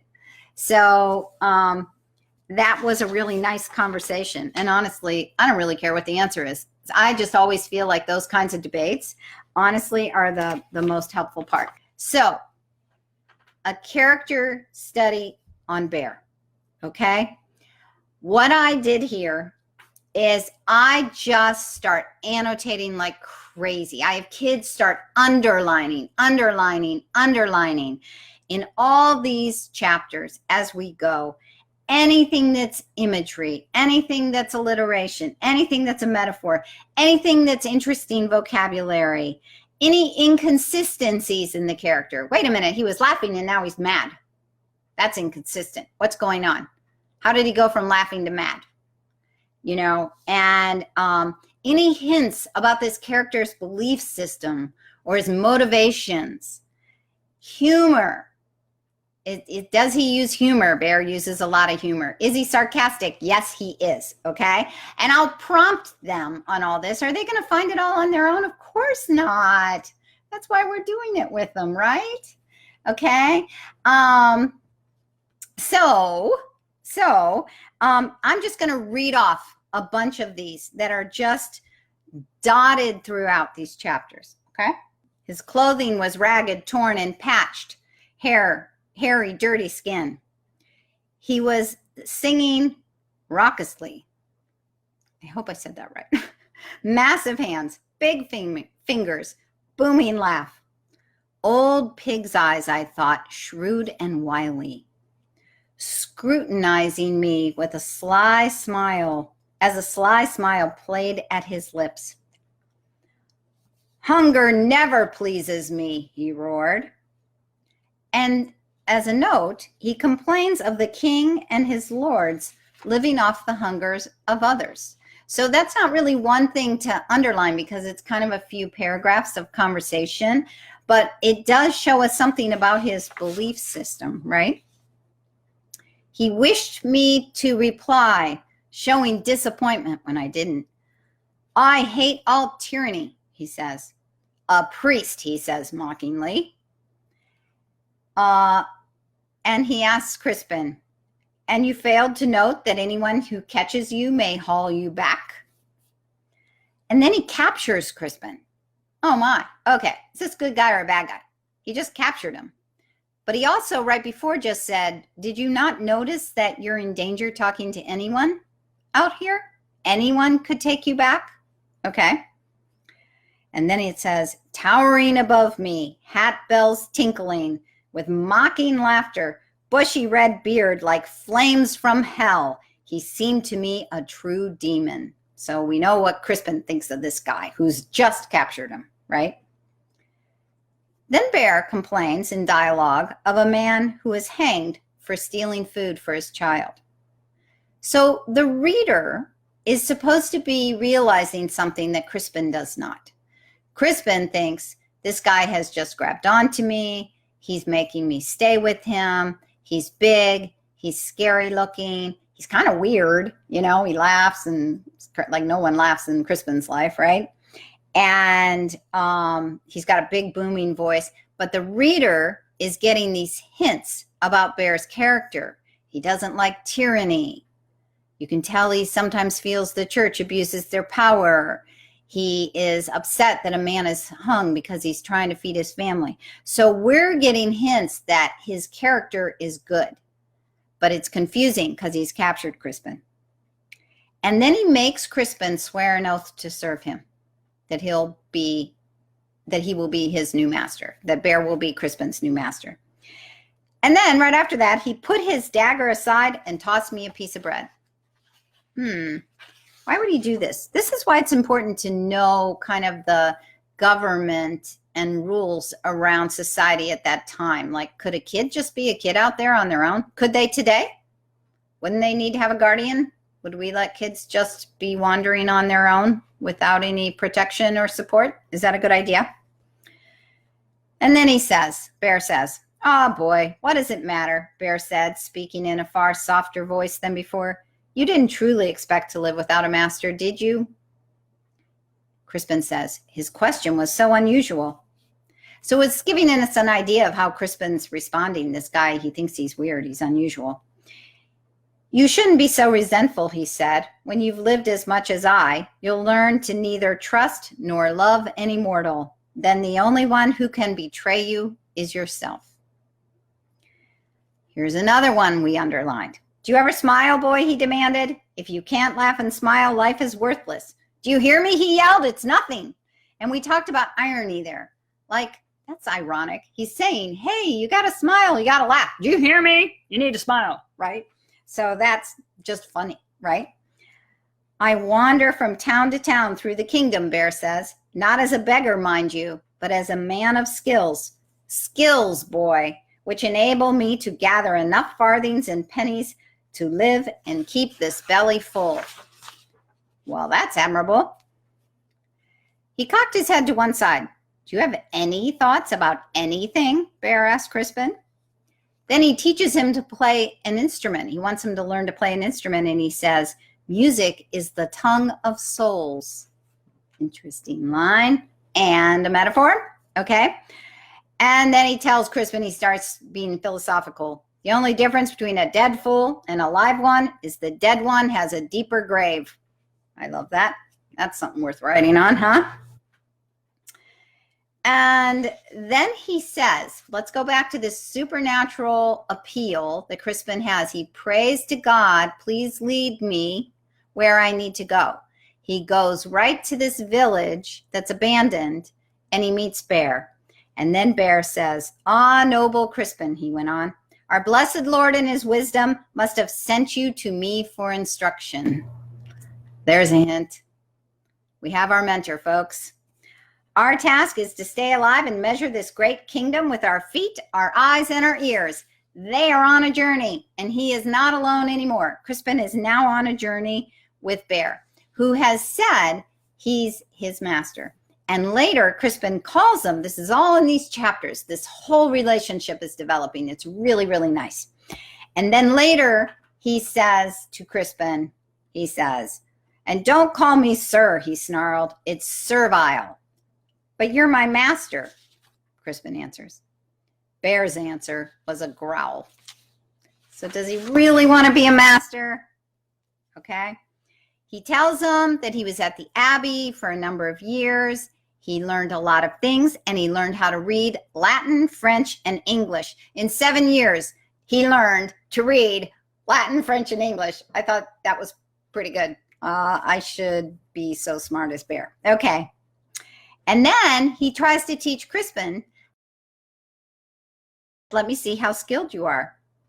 And then he tells him to sing, and Crispin is like blown away. Like, oh my gosh, like, I don't even know who this guy is. He's the most colorful person I've ever seen in my life. He scares the heck out of me. Now he's making me not like work the fields and toil. I have to juggle, and I have to sing, and I have to play music. And he's telling me that, you know, music is, you know, part of my soul. And, you know, I don't even know if my soul's in danger of hell. You know, that's the way Crispin thinks, right?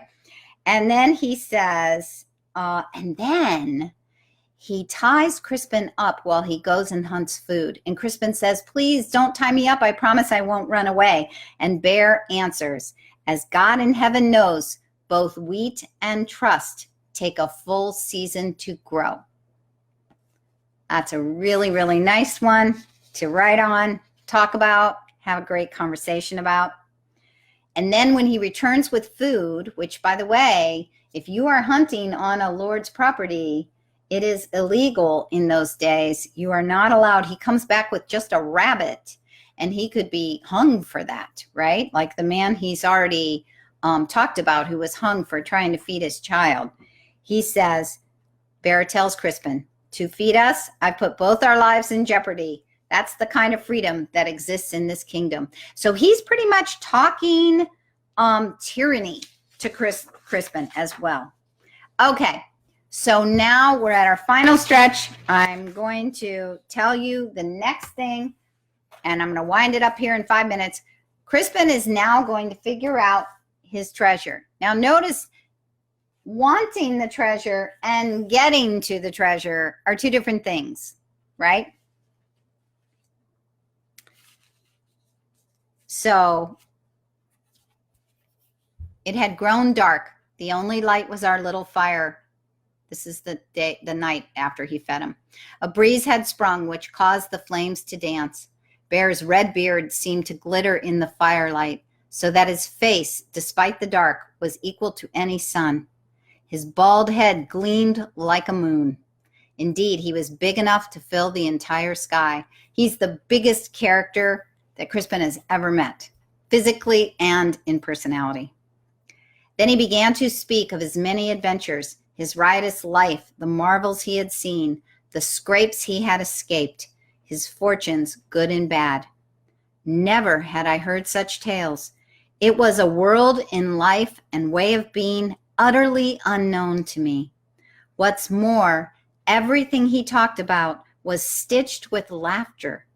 It was as if life itself were a jest, except every now and then he'd cry out with an awful anger at what he called the injustices of the world.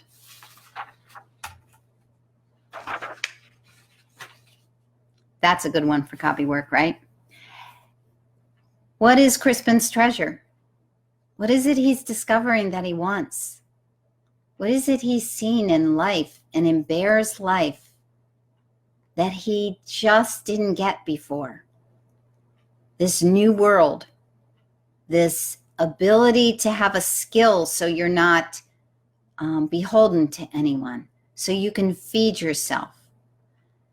The idea that you could have a friend and have a good life and have laughter, right? It's this rich life that Crispin is just now learning is even out there, not shunned, not without a name, but a person who somebody loves and cares about, and that you love back and you care about them. Like his eyes have been opened. He has seen a treasure, and he's got to figure out how to get there. But what will stop him? The dragon, John Aycliffe, who wants to kill him, and Crispin doesn't know why, and he's chasing him, right? So he has seen the treasure. He wants it. But as long as that dragon's out there, he cannot have it. But now he has a mentor who's going to help him. All right. The end was chapter 3 and 23 and 26. Bear begins to challenge Crispin to engage. And as they engage with each other, he's transforming him. So in these chapters, Bear asks Crispin questions about himself. He's interested in what he has to say. He challenges him to laugh more. He asks his opinions. Crispin's like, I don't have opinions. It's not my role to have an opinion. And that drives Bear crazy. And he tells Crispin that God is in his heart, that that's the only cross he needs, that God isn't in this church and he doesn't have to rely on a priest to get him to God. God is in him. He tells him that he can make decisions, that he can think for himself. He tells him it's okay to express anger. One time Crispin gets mad and yells and he says more than he ever said before. And Bear's okay with that. It's okay. He can have feelings. And then he asks him, what does he want out of life? And he gives him responsibilities. He says, the reason you're with me is you're going to help me. You're going to be my helper on the road. It's just a great part of the hero's journey, right? And I hope you can enjoy the richness of the character with your students. Welcome to part 3 of our deep dive on Facebook Live. We're talking about the book Crispin, The Cross of Lead by Avi. And we have been having a really deep dive into all that this book brings in our teaching opportunities with kids. So last time I left you, we had ended on chapter 26. And we were looking at, chapter 26. And our hero, we were really looking at the hero's journey, setting up the idea that this character of Bear was going to be a mentor for Crispin. But Crispin does not realize that at first.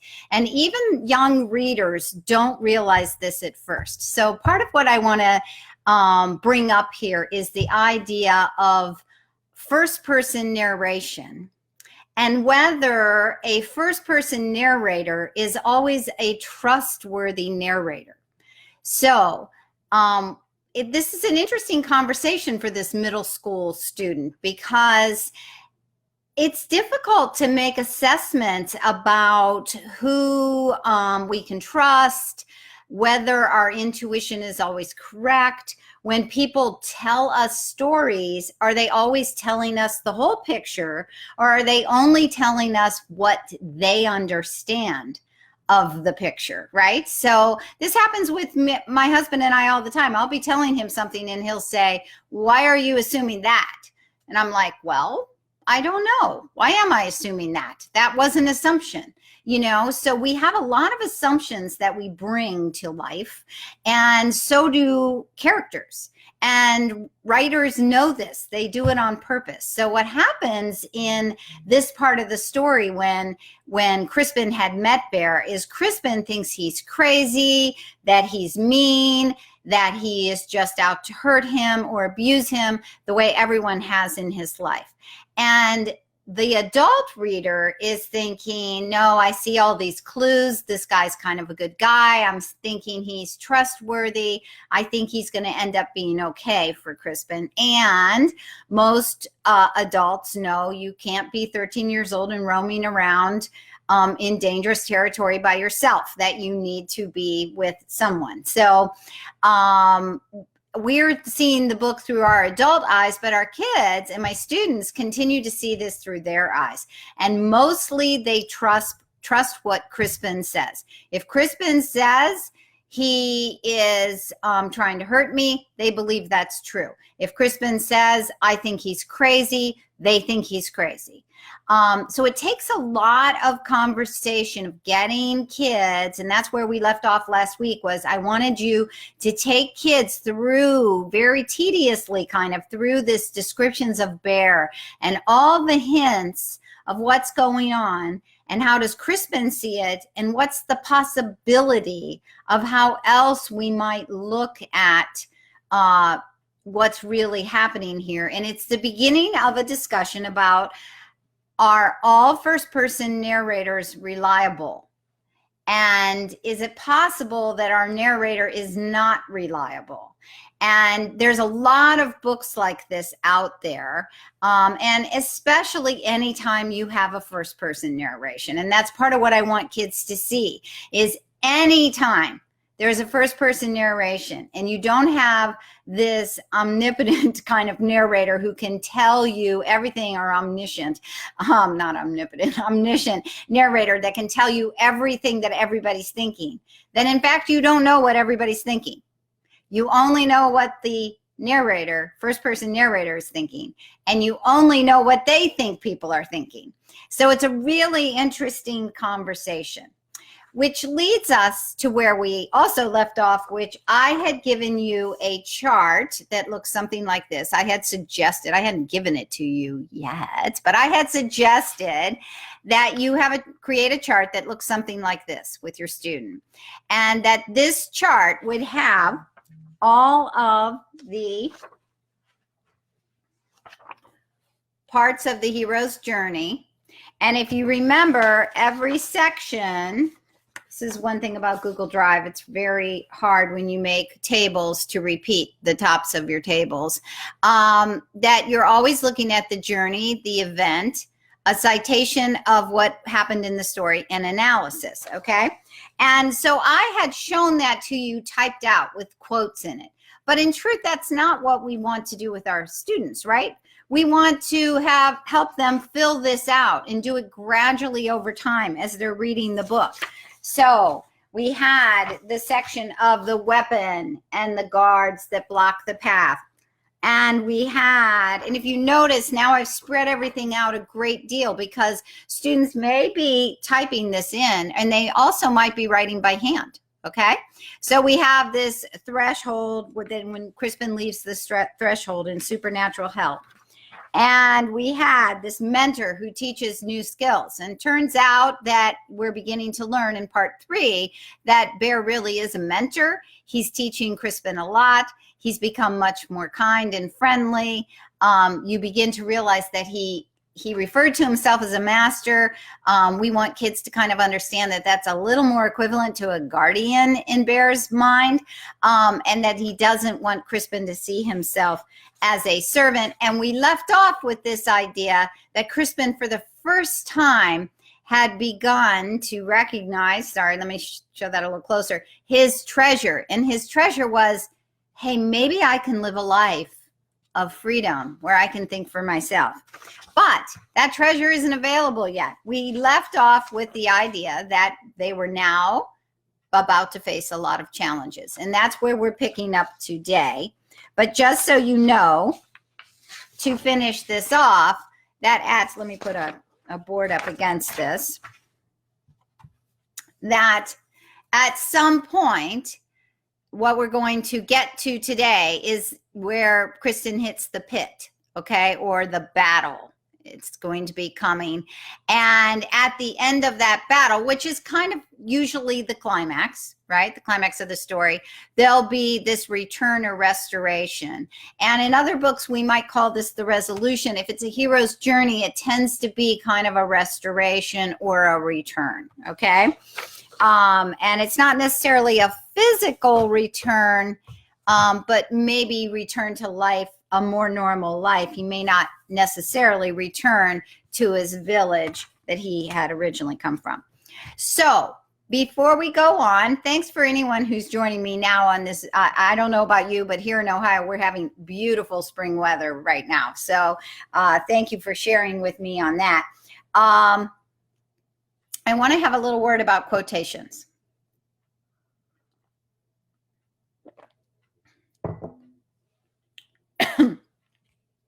So by middle school, usually late elementary, middle school, definitely by high school. Excuse me. It is allergy season here too. That's the thing about spring. Usually, kids begin to learn what's called MLA format. And what the kids will learn is how they are supposed to cite quotations. And honestly, I teach kids this right away. Just that format of where am I, if I'm having them put a quote down, just right away, I teach them that format that for MLA, you put, if you've already cited and you've already determined where this quote is from elsewhere in your text, then you can just put the end of the quote, the page number, and then the period after the parentheses of the page number. And let me see if I can get a little closer. Oh, much better. And if you haven't cited internally who this is from, then you would put the last name of the author and then the page number and then the period. But notice the quote is before this page number citation. So you'll notice that I use that throughout, and it's because as soon as I'm having kids engage in writing quotes, we begin to just use that format. We just use it right away, okay? So, oh, Pam, I'm so glad that it's trying to be sunny in Seattle. I think we're all trying to be sunny at this time. Okay, so we're now going to start out by talking about chapters 26 through 31. And if you've done any of this kind of work with kids before, you'll know that the hardest thing is to figure out, how do I teach analysis? How do I teach kids to analyze, right? And so one of the things I think helps is when we set up a chart like this, because we identify kind of where we are in the plot. And that's an important piece of this, of course. And it helps to give kids structure in their thinking. And I find anytime we create a framework, this is true for all of us in our thinking, right? Anytime we have a framework for thinking about ideas, it frees us up to elaborate. We now have buckets to put ideas in. We now kind of know, I'm on this part of the topic, because if I'm just going to talk about this book, it's a lot to talk about. So if I know I'm now focusing in this certain area, that right there helps me elaborate. It is a very strange conundrum to realize that in order to elaborate well, you have to converge on an idea. You have to actually focus in order to elaborate. We think of elaborating as here, here, here, here, but actually you have to be deep in a topic in order to elaborate. You have to be very focused. And we have kids identify, okay, so what's going on in the plot in the story? And that's an easier thing for them to answer, okay? The citation, I try to help kids think of as facts. Now, it's easier for them if they list what happens, and harder for them if it's a quote, and then they have to list what happened. Okay, so you have kind of some different levels of citation going on here. Even if we're dealing with a quote, I have them begin to tell me what was happening at this event in the story. Okay, so we have for these chapters that Crispin and Bear try to cross the bridge on the main road, but guards are there. Crispin recognizes them and is sure they're after him. Bear believes Crispin and they go another way. Bear then questions Crispin and reads his cross. Bear is thinking, but Crispin doesn't know what he's thinking about. Okay, and I have kids get all the details out first. And then we go back in the details and we say, what does this tell you? So they try to cross the road, and I help kids with this, but, well, the guards were looking, but he still doesn't know why. They were looking for Crispin, but he doesn't know why. That's okay. That's good analysis, right? They're telling us what's going on in the story, All right. Crispin said he thought the guards were looking for him too, but that's okay. The reader knows the guards are looking for him, and that's analysis. And then Crispin recognizes them and is sure they're after him. Then Crispin is then able to convince Bear that it's not safe. Bear didn't believe he was being chased before, but Bear believes it now. That's analysis. This is the way it was going before. Now it's different. Bear believes Crispin, and they go another way, and so on. And then we have Bear knows what the cross says, but he won't tell Crispin. It's a clue as to why the guards are after him, but Crispin is still in the dark. So this idea that Bear is beginning to put some pieces together, he's not telling Crispin, therefore we, the reader, don't know what it is, okay? And when we do this kind of work, we're actually, above all, practicing analysis, okay? And a lot of that is done in oral language. But we also are getting bits and pieces of writing, which is really important. And the nice thing about all these little boxes is you can share the writing, groups of kids can do it together, or you can have just kids be getting the analysis.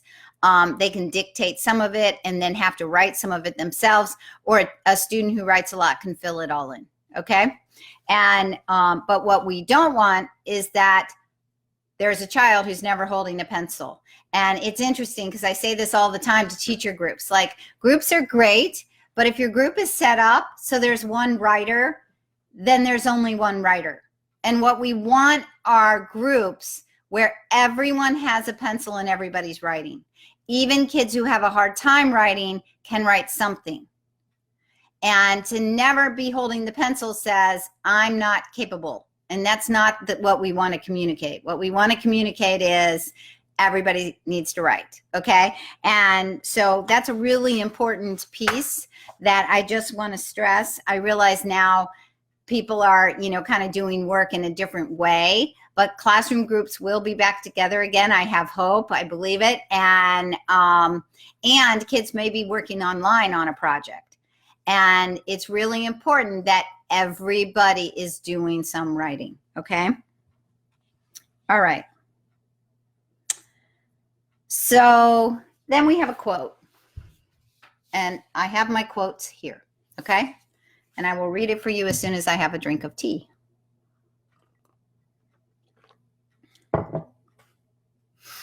Okay. Bear shrugged.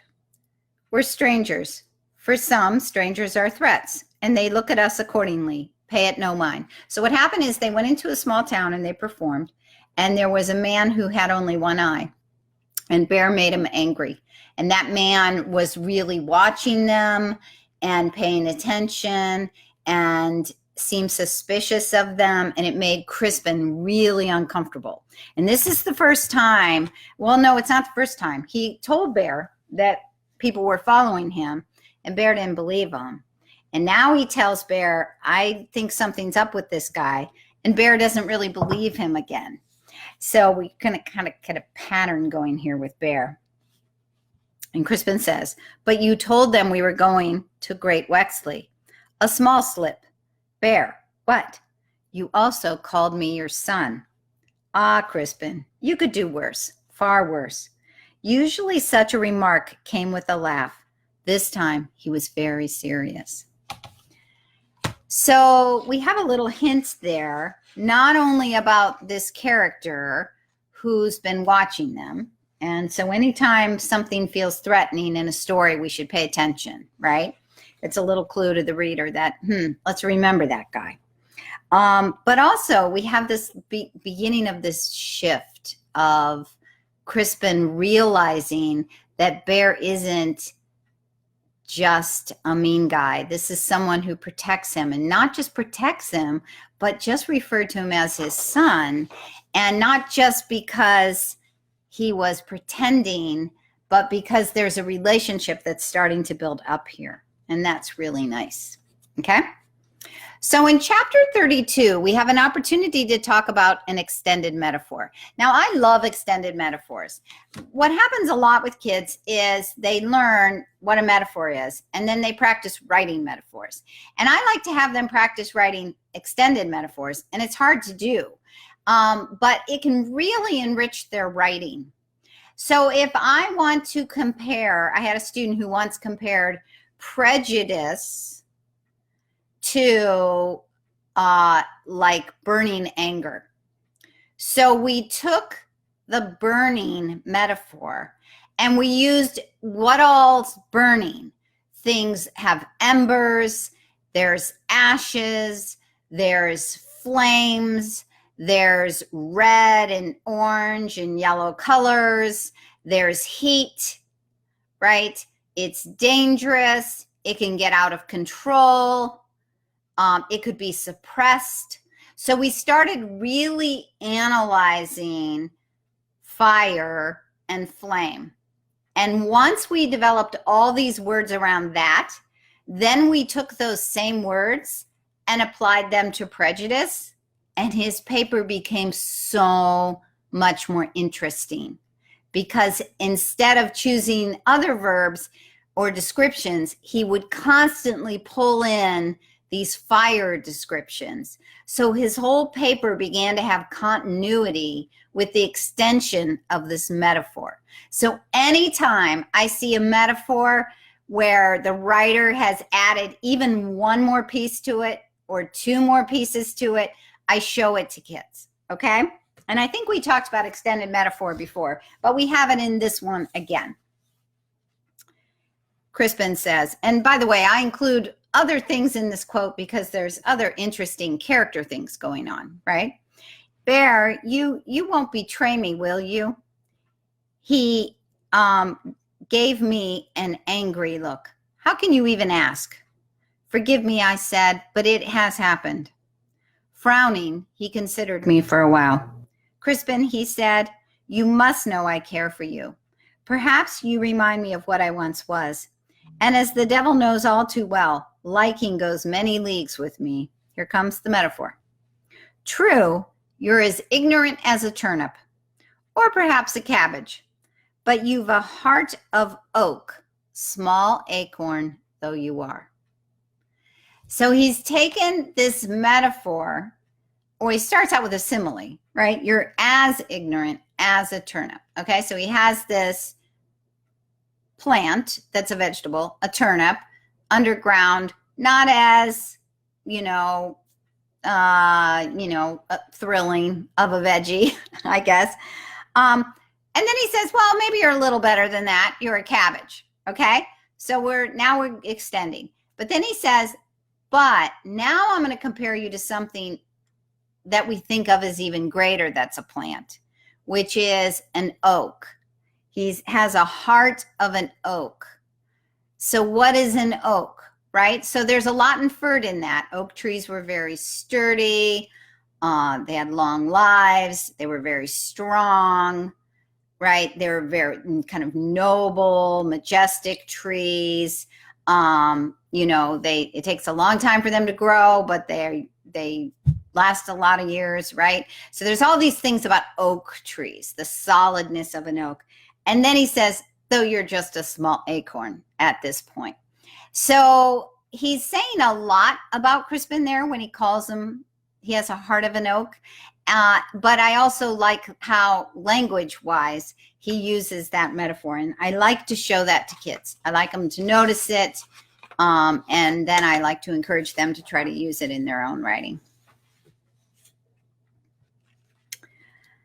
So moving on to chapter 33, what happens is they're traveling now and they're on their way to Great Wexley. And the reader knows they should not go to Great Wexley. This is not a good idea. If that truly is where Lord Furnivall resides, then, and it's true that John Aycliffe works for Lord Furnivall, it doesn't seem like a good idea for Crispin to go to Great Wexley. And Crispin's nervous about it, but Bear has a meeting that he has to have, and he's very steadfast. He keeps his word. He's going to this meeting. And part of this is that Bear still doesn't really, he thinks that he can kind of get Crispin in and out, and he'll just do what he has to do and they'll get out of there. But you realize that they have to enter this town, that they have to enter through gates, and it is a walled town, right? And so getting in and out of this town is not going to be easy. They're always going to have to go through gates, and there are guards at gates. And in fact, when they approach, there are guards that are kind of stopping everyone and looking, and Crispin is really nervous. And, you know, they use his playing an instrument and Bear juggling to kind of get them through, and they do. And so now Crispin is looking around. And what I want you to notice in this quote is there's personification and a universal idea, okay? So see if you can figure out where the personification is, and see if you can figure out the universal idea. This is from chapter 33. Aside from the sheer numbers of people, what struck me most were the many ways people dressed, along with the great variety of colors to their clothing, colors I had never seen before, nor could even name. It was as if rainbows had come to earth, draped themselves on these folk, and paraded along the road. I soon realized it was not just words I had to learn to read, but what people wore as well. So the personification there, I'm assuming, I'm a little ahead of you, so it's difficult to wait and ask you questions. But the personification there is how the rainbows draped themselves over people and paraded around. So we talk about what is personification when something not human is given human-like qualities. So rainbows now can parade, and they can kind of drape themselves over people, not be draped over them in a passive way, but they do it themselves. They cover people and parade along, okay? That's the personification. Kids like personification in general. Once they learn what it is, they're pretty good at finding it. That's great. They don't always use it in their own writing, and that can be something that we could work on a little bit. Can you try that when we're imitating the way writers write?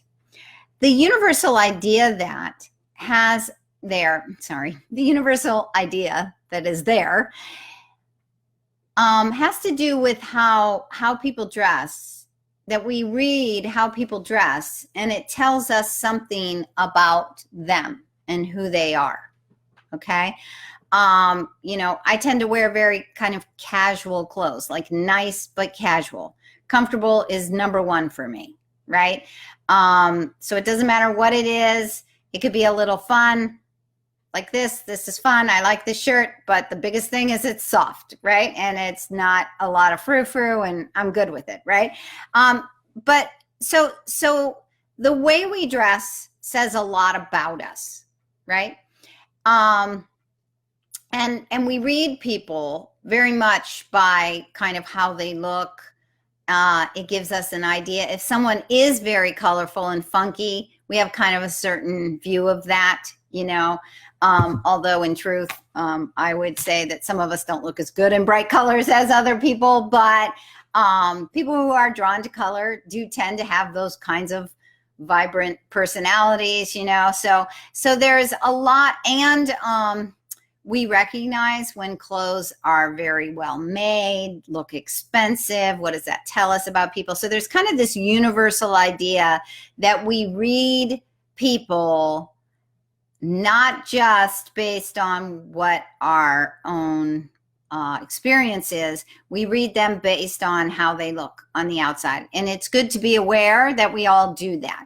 So the writer put in this kind of universal idea. Also in that day, color meant you had some money, because, you know, to be able to dye clothes and have fine fabrics and all of that was pretty rare. Your average peasant didn't have it at all. So, so that was another thing that color meant for that time period. So that was important to know. So this is an important time. My next thing I have written here is we want to connect to history again. Okay. So I did look at a map of England to see if Stromford was a real place, and it was in fact. And I wanted to know if Great Wexley was a real place, and it is in fact a real place. And there is in fact a Great Wexley Cathedral, and there are images of that cathedral, and it looks quite stunning. It's a good time to investigate festivals in the Middle Ages.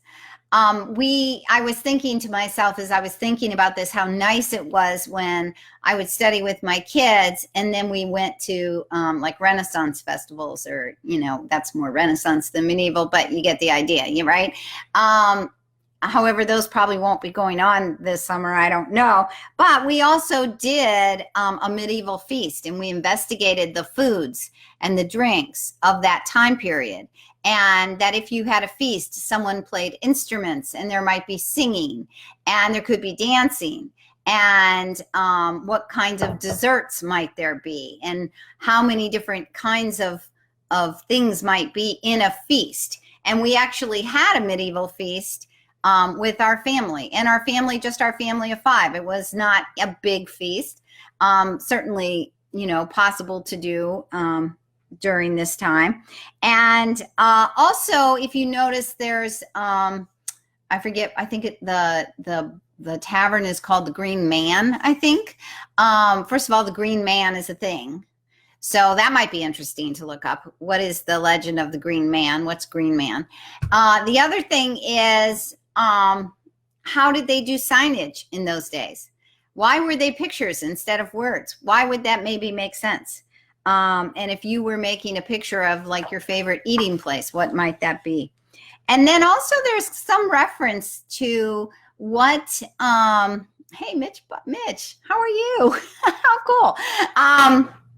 There's some reference to like the sewage. How was sewage managed in those days? And it was kind of icky, you know, I mean, it was running down the middle of the street. How was water managed? So there's a lot that you can connect with history in this part of the book.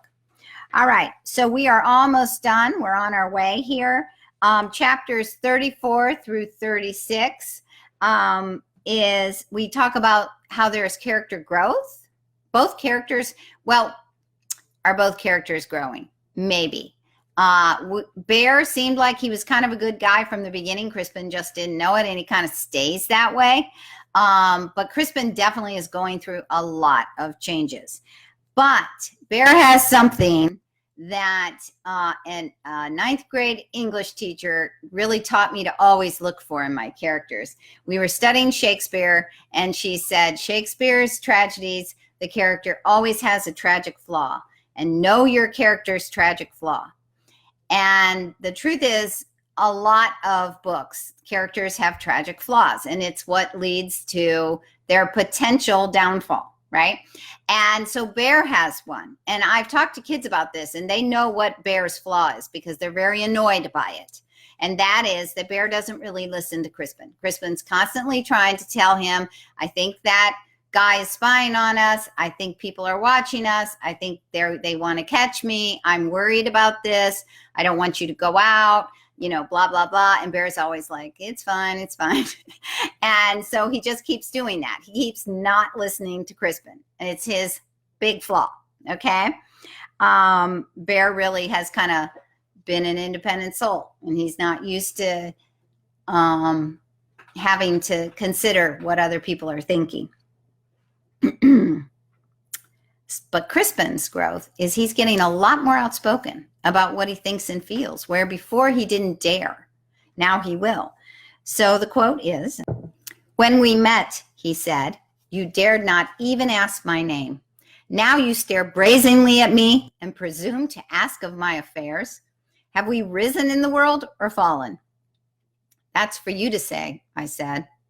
As to what I really do, he said with a placating smile. We might look up the word placating there. I'm a fool because I should like to be in heaven before I die. And there's an emphasis on the word before with italics. He reached for the door. I don't want to stay here, I said. It's close and ill-smelling. You'll do as you're told, Bear responds. Okay? So Crispin is warning, I don't want to stay. And of course, Crispin is going to end up leaving when he's not supposed to. And Bear doesn't listen to him. or doesn't kind of take the time to have a conversation with him about that. And then also we had some conversations with as my students and I about when he says he wanted a bit of heaven before he dies. This was hard for kids to figure out, and it is, but I think what Bear is referencing here is he would like for the world to be a good place. He would like for people not to be starving and abused. He wants that before he dies. So he's working toward reform and revolt, actually. And so we kind of can talk about here. How is this growth for Crispin? What is Crispin beginning to do? How is he beginning to speak about his feelings and think about his feelings? And how does he see his perceptions of the world? Does he think he's always wrong, or is he beginning to think he's right? And that he should speak out more? And where before he was inclined to just hide, what he ends up doing is deciding, I want to go out. I don't like being shut up here. And there's all this big world out there I really want to see. And I'm going to go explore. And I'm not going to just do as I'm told. I'm going to go because I really want to know. I'm curious. I'm brave. I'm braver now. And I'm going to go out and see what all's there. And so his curiosity, his bravery, his brazenness, his opinions, right? All these are new things for Crispin. He didn't have any of those qualities before. All right. Now, chapter 37 and 40, the crisis moment begins. So if you've been following our annotating literary elements, and I forgot to show the cover of it here, I don't have it right beside me, but that is a product that we sell at Rooted in Language. Annotating literary elements, we talk about how you don't just have a conflict. Before you have a conflict, you have this thing called the crisis moment. And it's kind of like when that last building peak of the plot arc, when things are really rolling and the character now is really starting to get uncomfortable. Things are happening. The reader knows, oh my goodness, things are really starting to roll. Something bad's going to happen or something really good's going to happen, however the story's going, right? And so this is this crisis moment that builds up. And Claire talked about it in the hero's journey as the hero goes into a pit. And the crisis moment is kind of the top of that pit. There is about to be this big, descent into this pit where things are the worst they can be. And then the hero's got to get himself back out of that pit. And that whole pit is within a crisis moment, from beginning to all the way rising back out of it again. Okay, so the crisis moment begins around 37 and 40. Crispin is in the chapel, the cathedral at Wexley, and he sees a guy sitting there praying, and the guy turns around and he sees who it is. He says, as he turned, the hairs at the back of my neck began to prickle. In truth, I could hardly believe what I was seeing. It was none other than John Aycliffe, the steward of Stromville Village. Okay, and John sees him and he yells, get him, he's a wolf head, catch him. That would make a really great copywork passage or passage to analyze, because it is the crisis moment. So I don't need to read all that. And what I begin to do now is I begin to kind of take kids through more analysis of how are Crispin and Bear changing and growing. And it's part of how I kind of want kids to see who really is doing the most changing. So I just have a few of them filled in. So we kind of have some things, and we have before and now. So Crispin's thoughts and trust of Bear. First, he thought he was mad, crazy mad. And then now what does he think? Bear's thoughts about Crispin. He protects him is really what he was about. And guess what? He's still in that mode. Okay. Crispin's ability to give an opinion. At first, Crispin wouldn't dare give an opinion. He didn't even think he could. He didn't even think a peasant should have an opinion. And then now he's speaking out and giving opinions. Bear trusting Crispin. Well, first he thinks he's foolish, but now he still won't really. He doesn't think he's a fool anymore, but he still doesn't really listen to him. Let's see if I can get that closer for you. Okay. Crispin's bravery. At first he was very scared. Now he's to a point where he actually fights for himself. His ability to defend himself, thanks to Bear. He's learned something about how to defend himself, and he actually has to do that. his wisdom. At first, Crispin makes a lot of mistakes, and now he's getting to be a lot more savvy, and he's noticing people and who can be trusted and who can't. And he's right a lot more often. Bear and Crispin's relationship, they started out, he said, I'm your master, you're my servant. And now they're developing a relationship that's more like a father and son. Bear kind of refers to him that way. They embrace, they care about each other, they express caring. And then here's a good question I like to ask. Now, at this part in the story, who's protecting whom? So Crispin begins to realize that Bear needs some protecting. And he wants to tell Bear, and for various reasons, Bear never hears. And one of the times it's because Bear's sleeping, okay? Now the reader's screaming, wake him up, Crispin, come on, wake him up. But he doesn't. And in chapter 41 and 42, Bear is sleeping, and this is foreshadowing. And we're beginning this kind of metaphor. A metaphor is given of the pit, okay? I hasten up to our room to tell Bear, but he is still asleep. Reluctant to wake him, I returned to the steps to stay on guard. But as I sat there, I found it impossible to escape the sensation that something dangerous was drawing in upon to us. Foreshadowing, right? It put me to mind of the snares Bear used to catch the birds we ate. An unseen loop pulled tight until the unsuspecting birds were caught. Perhaps we now were those birds. So it's a nice visual image that the writer creates. Crispin, it's part of his wisdom. He knows something is going on. Bear's asleep. He doesn't have the protector anymore. He's in this position where he needs to figure it out and do it on his own. So this is the beginning of his growth. And we have foreshadowing. We know things are bad, okay? And then we end with chapter 43 when Crispin is now making that switch where he's becoming the protector. He's becoming the hero, okay? He's with Widow Daventry. Bear has taken off. He's meeting with some people who are planning a revolt. It's very dangerous. Crispin knows that the one-eyed man has been following them. John Aycliffe now knows he's in Wexley and is looking for him. And Crispin is feeling like Bear needs to come home. They need to get out of there. They need to get out of Dodge, okay? And Bear, of course, has to do this one thing before they can leave, okay? So Crispin is waiting on Bear, and he feels like he should go do something and get Bear, and so they can get going. And he is realizing Bear is going to be in danger, and he needs to go rescue him.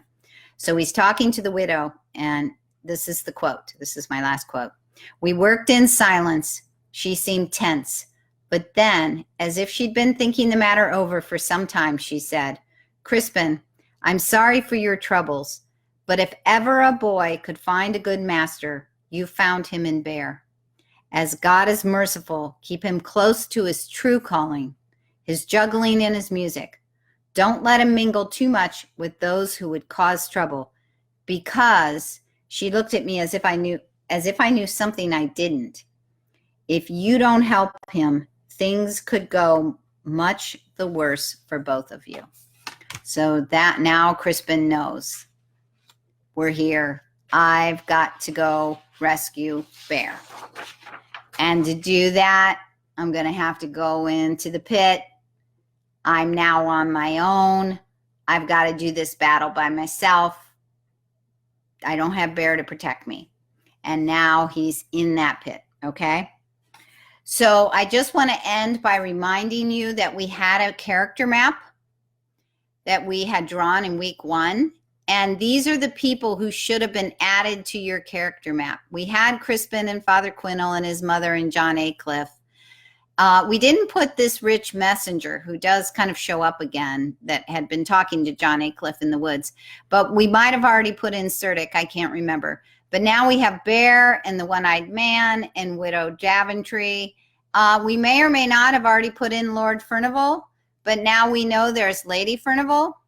And then there's this guy, John Ball, who's is planning this revolt. And my understanding is he is the one character who actually is historical. There was a character named John Ball who I believe was in fact planning this revolt. So we are right there. Everything's happening. So I am here doing part 4 of our deep dive on Facebook Live, which is about Crispin, the Cross of Lead by Avi. So please forgive my voice. It is spring. I have spring allergies. I have my cup of tea. I'm taking my allergy meds. There's nothing I can do about my voice right now. So I am very sorry. I am a speech and language therapist, and I hate hearing my voice sound like this, but there isn't a lot I can do this time of year. So I will continue to drink my tea. So I've entitled part 4. This is the end of our Crispin series. We're coming to the end of our story. And I entitled it Our Hero's Journey, Our Crispin's Journey, Growth and Reward. Because usually within our typical plot arc around the time of the main character's climax, they have this moment of growth, and then usually in the resolution, there is some reward.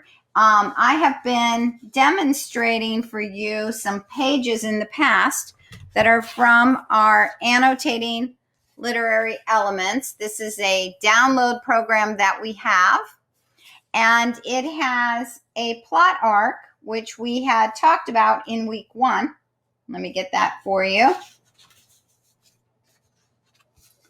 So it has a plot arc, and this is a pretty typical plot arc, but some of the things we like to talk about in particular are the spark event, the crisis moment that usually leads to the climax, okay?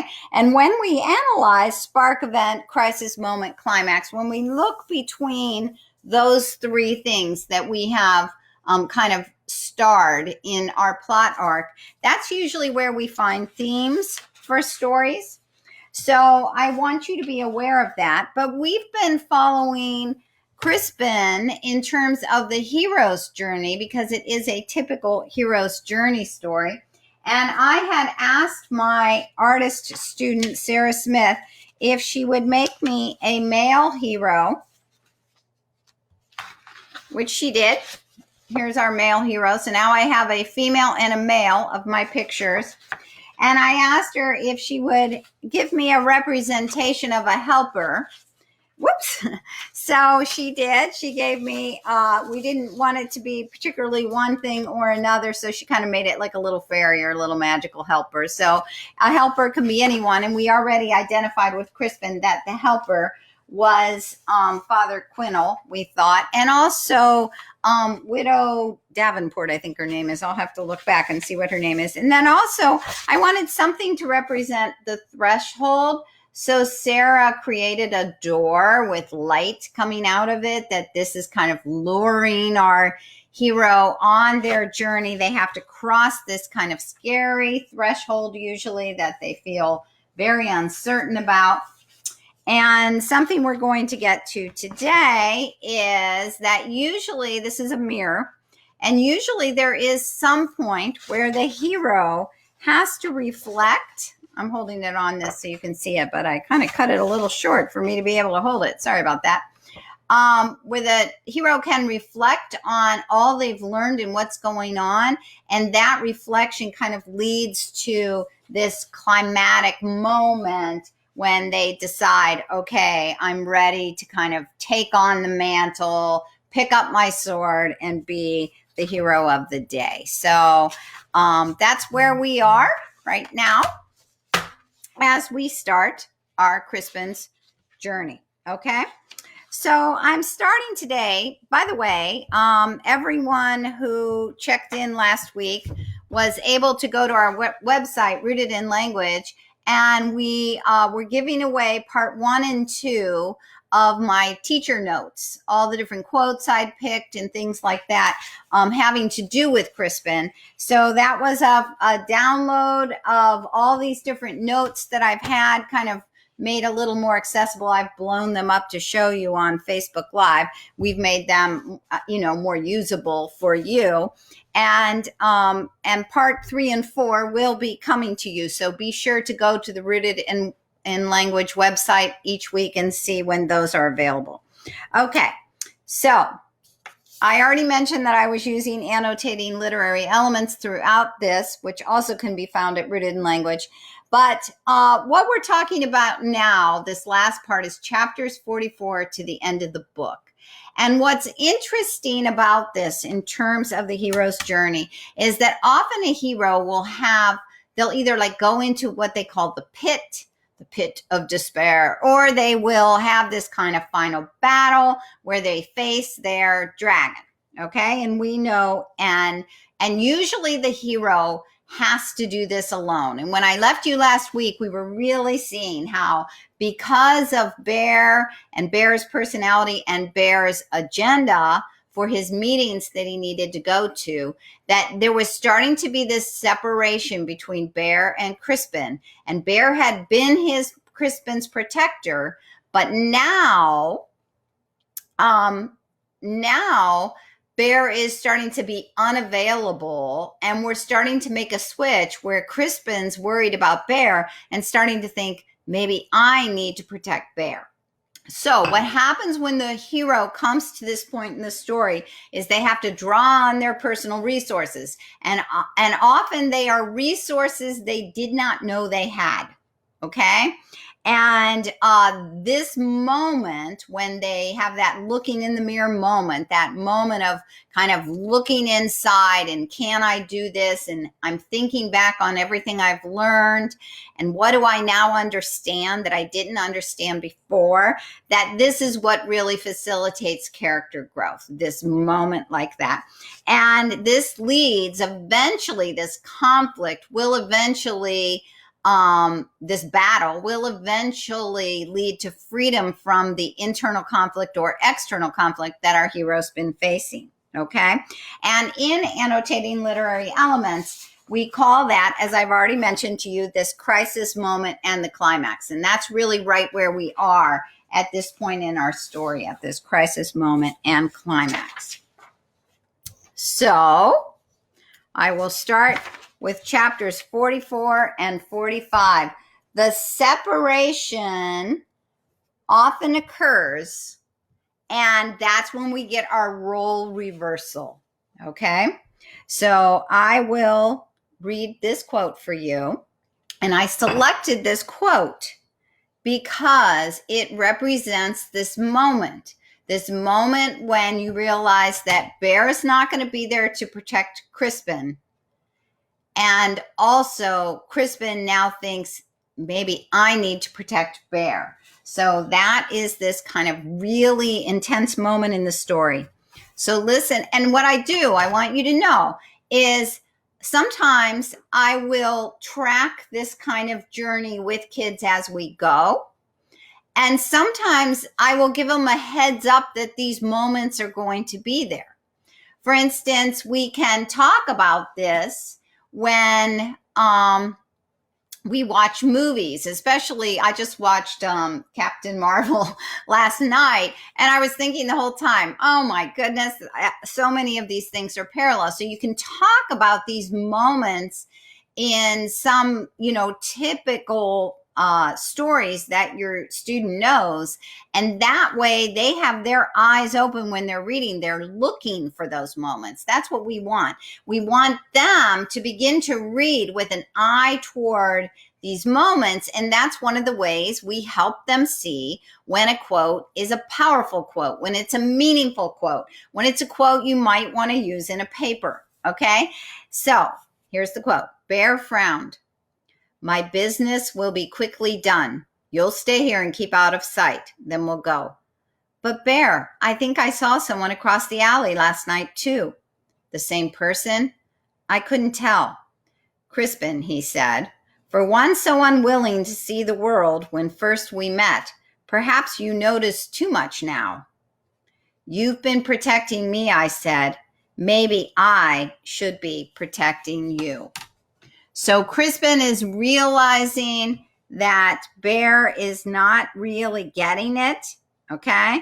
And that he needs maybe now to protect Bear. And for him to even say that is, just a huge switch for this character who was so timid and shy at the beginning of our story.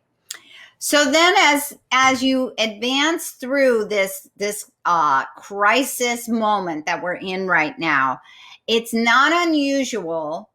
As I mentioned, I think it was in story or part one of this, I think I mentioned a literary allusion that in this case, this writer uses some biblical allusions. And one of the most typical allusions that we get, that we used to call kind of a biblical allusion because it was like a Christ-like figure, is you would get this person who makes the noble sacrifice. They lay down their life for their friends, right? And sometimes that person will die. And that is a very classic, I will put myself out there. I'll be the one to sacrifice to save everyone else. This noble sacrifice is this literary allusion, and you could just point to all kinds of characters who do this, okay?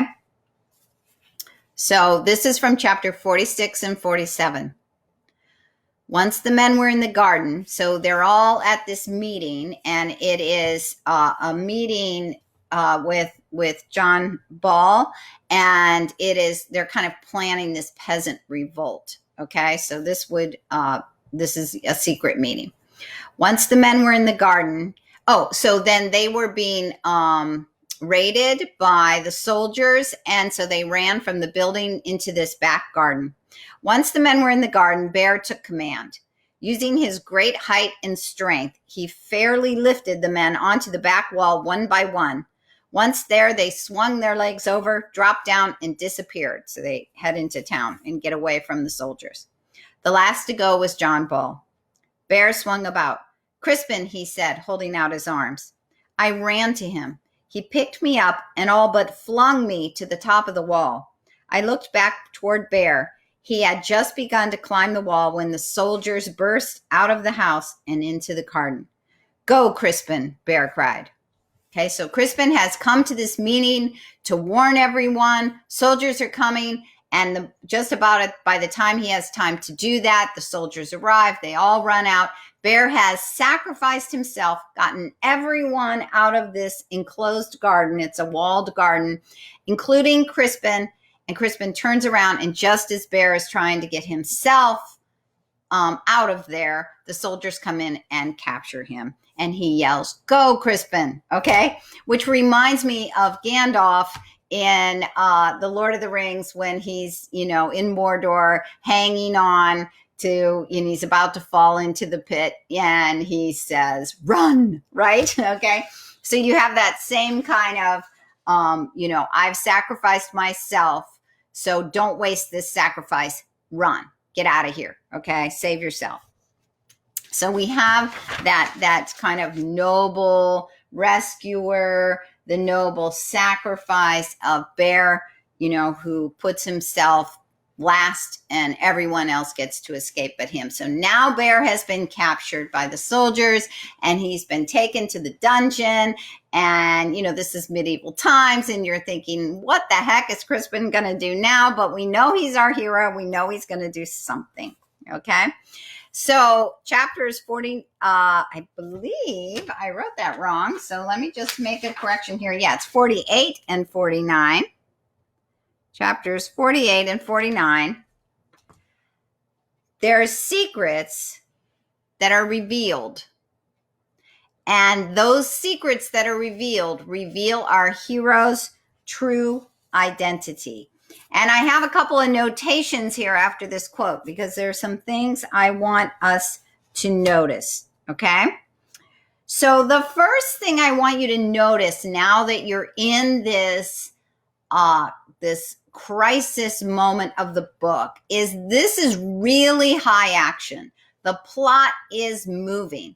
And if you have been having your students annotate in the text their thoughts and in their interpretation, you'll notice in these chapters, there's not a lot of annotation. It's a lot of action, action, action, action. And a few things happen here and there, but there's really not a lot of interpreting that needs to go on because it's such a highly active moment. Now, I can't say that's true of every book, but I find in general, annotations tend to drop off, both in myself and in my students in these times because things start to be spelled out. You're not doing as much interpreting. You're kind of just in the moment. A lot's going on. The plot is really peaked at this point.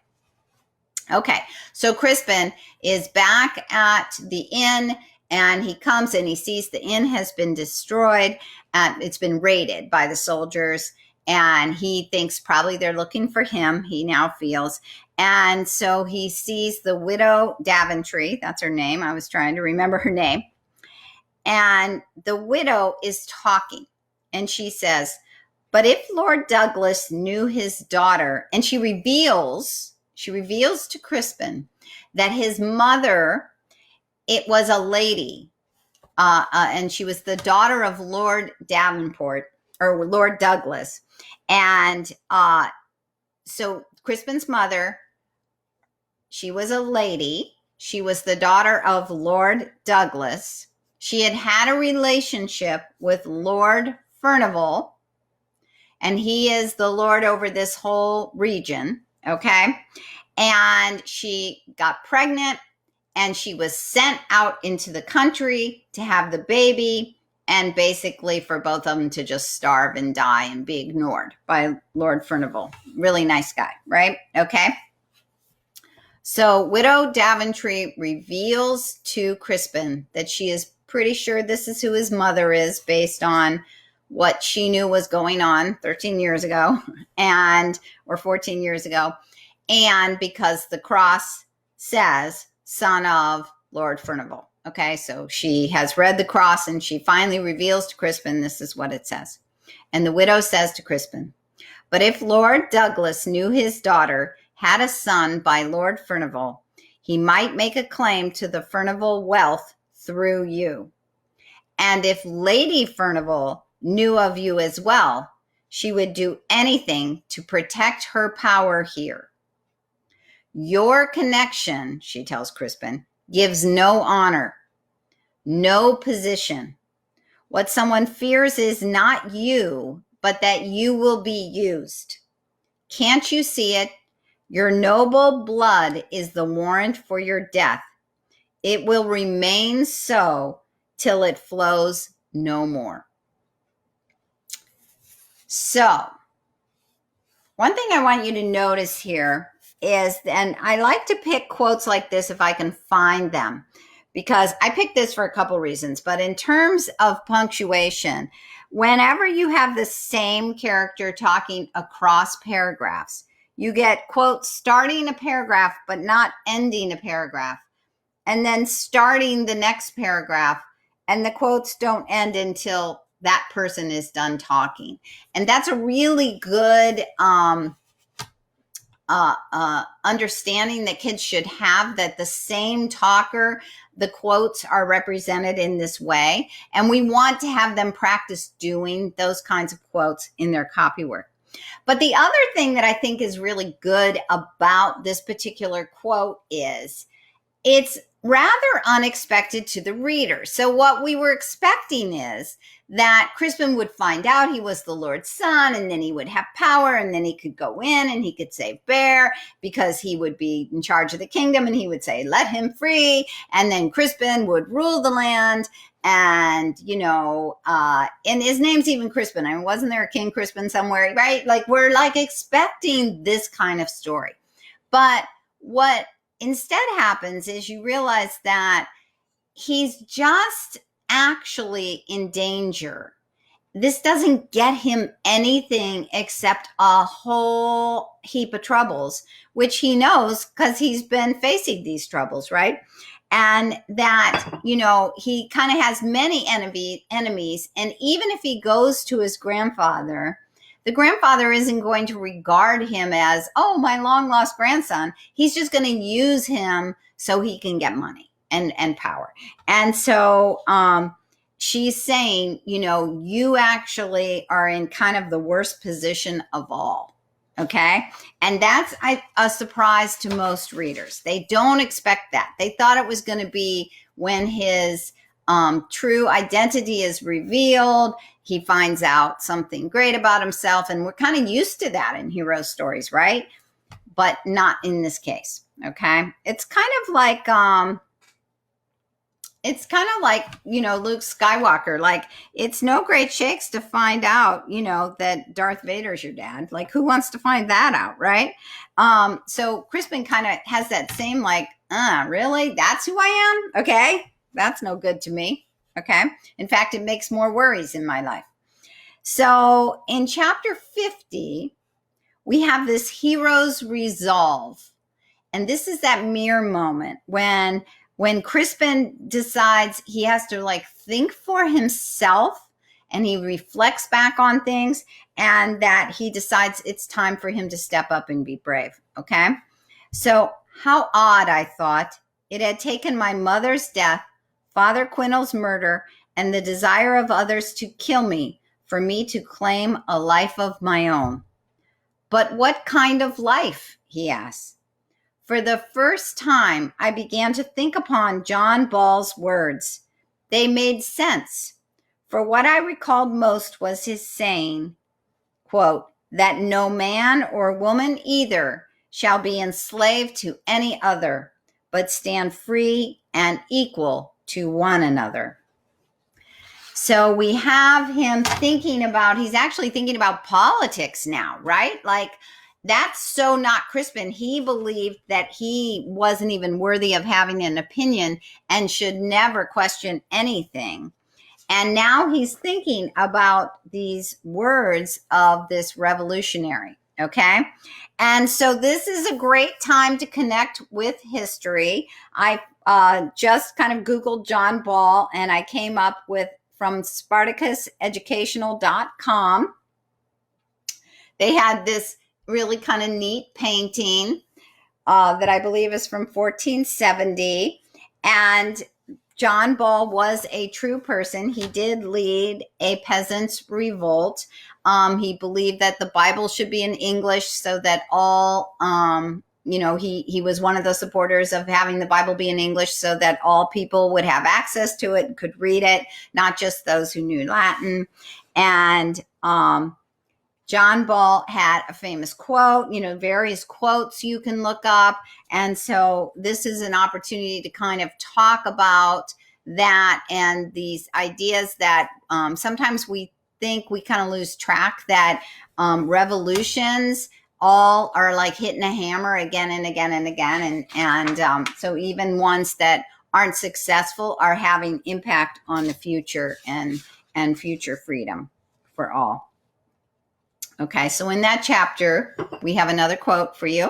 I saw it then. Bear and Ball were talking about the very word Father Quinnell had used, freedom. And if you remember, I identified freedom as Crispin's treasure. Okay, so now he kind of comes back to this thing about freedom.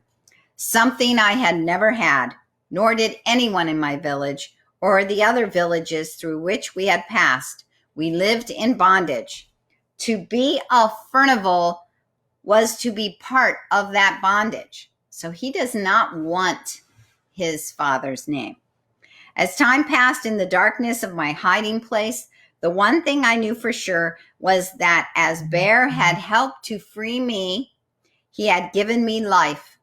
Therefore, I resolved to help free him, even if it cost me that new life to do so.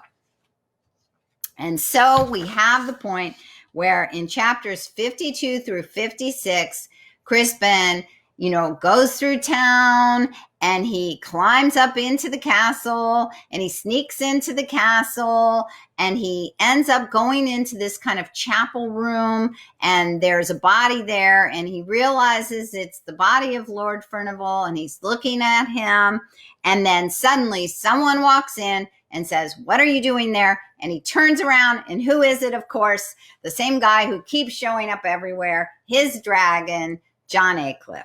Okay, so you have this intense rising action. You have this internal emotional battle that happens at the same time. This is kind of those teetering on the edge scenes where the hero falters a little bit, right? He actually says, "The more I gazed on him," John Aycliffe, "the more my panic rose and my eyes turned toward the floor." So he's been taught his whole life that he's not allowed to look this guy in the eye and that this guy has complete power over him. But Crispin pulls it together, he stands up, and they actually have a battle scene. So a lot of times the battle scene in a hero's journey is literal, okay? But remember, it's also internal, emotional, figurative battle that he has to have with himself and his confidence in this newfound belief that he will be brave and fight to the death.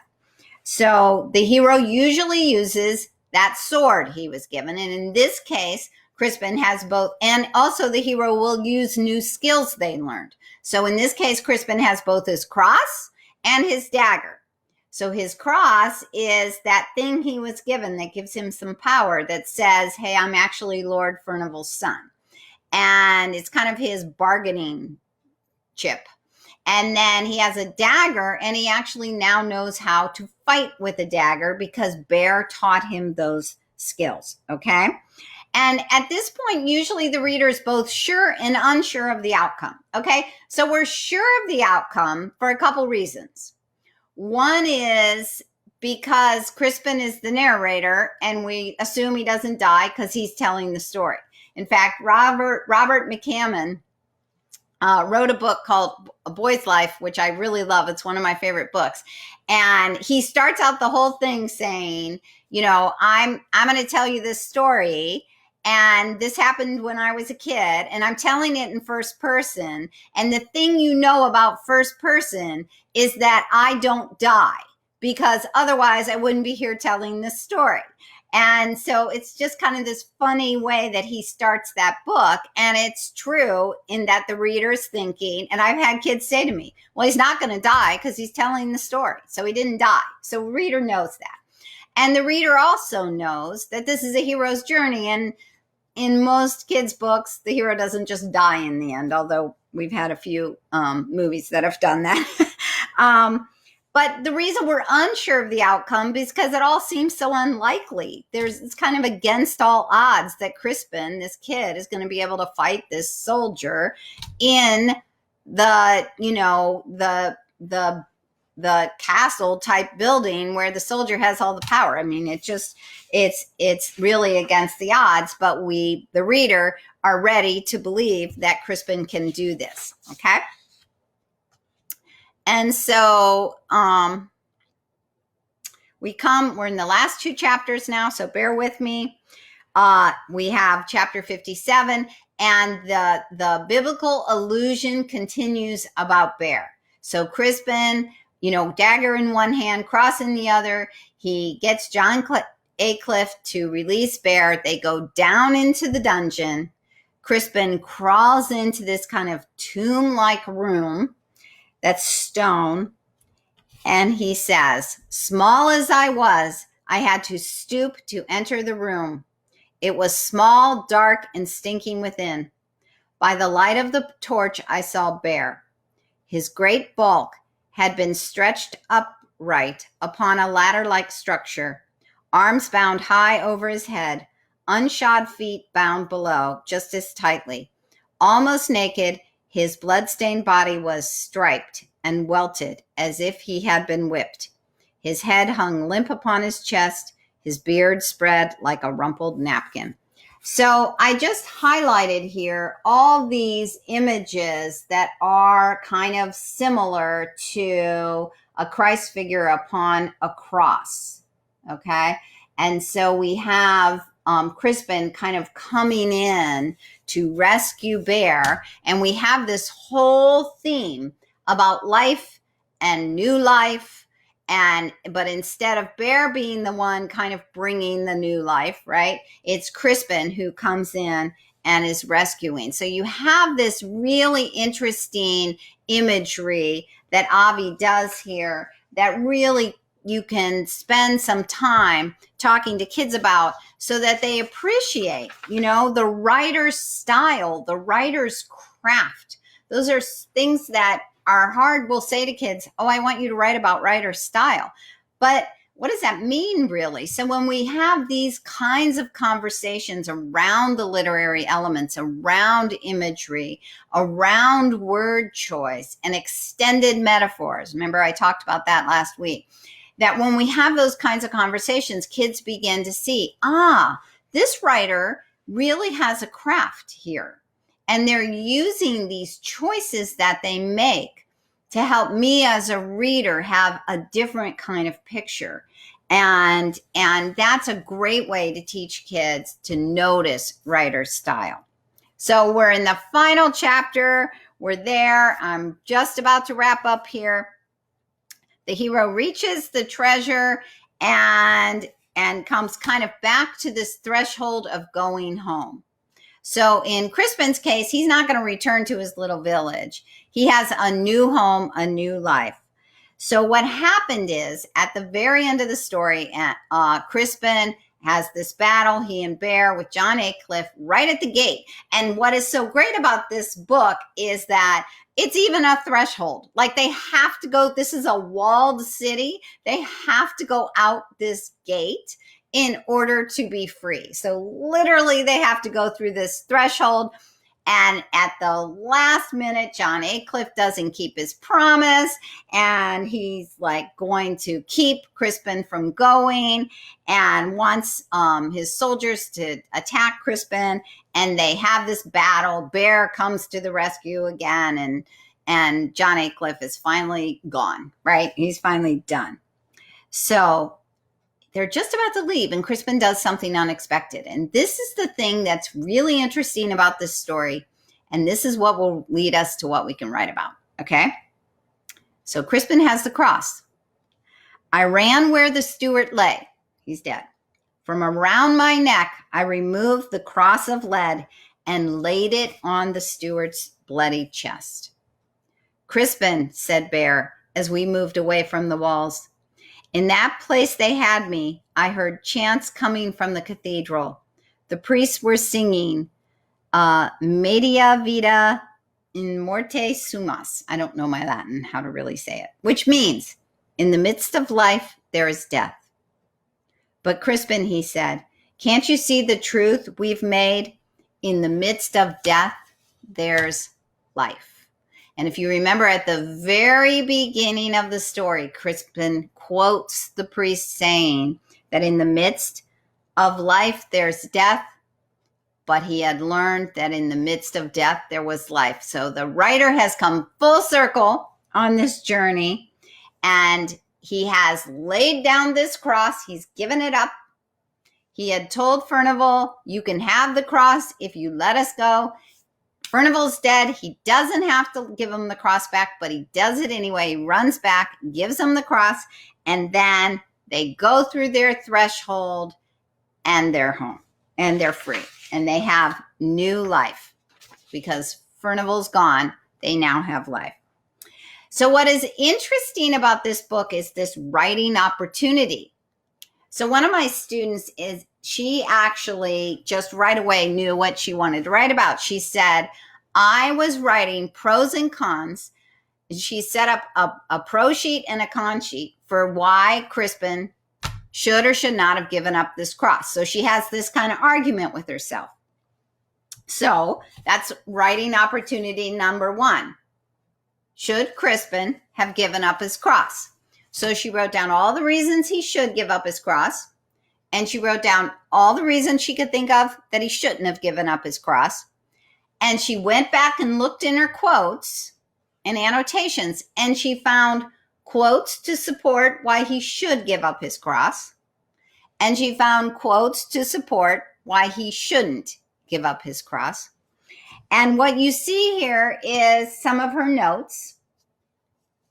She said, and she concluded that Crispin should give up his cross. And she said, why Crispin should keep his word to John Aycliffe and give up his cross. And here's the reason she had come up with.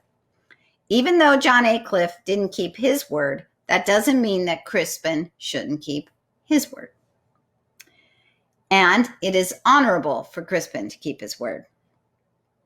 Crispin is a better person than John Aycliffe. Crispin would rather forget that he is Furnival's son. Giving up the cross is a sign of leaving his old life behind and starting his new life with Bear. So if you notice, that student in that process had really gotten some of the themes in this story. And that was really, really a great thing that she came upon. And once she came upon that idea that he really couldn't have a new life if he held on to even, and one of her arguments for keeping the cross was it was his only memory of his mother, his only keepsake from his mother, his only keepsake of his old life. And that's a pretty good argument, right? Or that he might need it someday in case he and Bear were ever in trouble. He might need to have evidence that he was the son of Furnival and so forth. But, and that's a pretty good argument too, but she ended up really concluding that once she came to this notion that he couldn't really have a new life unless he left his old life behind. Only through death is there life, right? That until she really got that connection, then she was sure which way she wanted to go in her argument. And I just love that. She's in the process of writing that paper right now. And she found quotes to support. Okay, other writing opportunities for you to consider. So one is we have a program called Explore a Story where we have, it's a graphic character journal, and in analyzing, drawing the character and analyzing and answering the questions and going through the process, we kind of take you through in that. You end up doing bits and pieces of writing and having a whole page of writing around this. The other thing is you can use our Hero's Journey download, and you can write bits and pieces of writing around that journey. And I'm going to show you that. So this week, we're going to give away the pictures from my student who had drawn all our little Hero's Journey. And what you can do is you can set up the journey and then have writing. And we love to use Post-it notes at Rooted in Language, and we like bits and pieces of writing. And I had to do it on kind of a smaller board because I needed to be able to show it up, you know, and hold it for you to see. But you could really see that you could do this on a bigger poster so that, you know, the path of the journey would make sense to you. But we have our hero, Crispin, John Aycliffe the dragon. Our first helper was Father Quinnell. He gave him his sword, which was, he gave him his cross, and that was going to be something that was going to protect and help him, which it did in the end. That without that, he had no bargaining with John Aycliffe. He had to go through the threshold, which, by the way, I could have actually made another picture and had him do that again right here. He had to leave his town and start his new life, right? And along the way, he meets his wizard, his mentor, who is Bear. And then he has that moment when he's in the pit, in the crisis moment, when he has to really look in the mirror and analyze himself and all that he's learned. And he, you know, decides, okay, I'm going to go rescue Bear, even if it means I might die in the process. And he has to have this battle with the dragon. He actually has a battle with John Aycliffe. And then through there, he gets his treasure, okay? His treasure is this, gives up the old life. He has a new life of freedom on the road with Bear, and he's now a thinker. He's brave. He has opinions. He's growing up. He's becoming a man. It's this real coming of age kind of moment in our hero's journey. So I hope you enjoyed this. I think that it's really a good story for analyzing hero's journey. And like I said, I had watched Captain Marvel last night, and there even was this moment, this reflection moment that I was talking about, where she's in the midst of this battle. And for those of you who've seen it, you know what I'm talking about. And the person, who she has to battle actually has been her mentor. And so she's trusted him to tell her everything all her life, and she finds out he's a liar. So now she has this moment where she really doubts herself, and he tells her, all power you have came through me. And she goes through these memories of this real girl power kind of memory, where she remembers, when she fell, when she crashed, and then she remembers all these failures. And then she remembers all the time she picks herself back up again, and then she fights him and, of course, beats him, blah, blah, blah. So, it was neat to see that kind of use of the movie, that you can really make comparisons. You can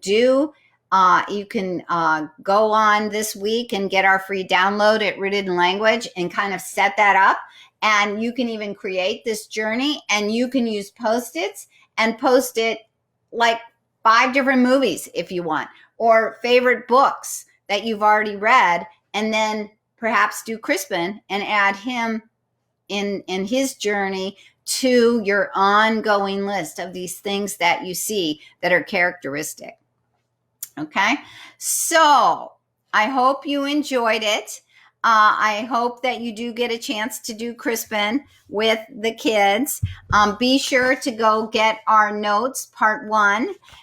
Be sure tomorrow to go to Rooted in Language and get our pictures from Sarah Smith, who is a student artist who donated those.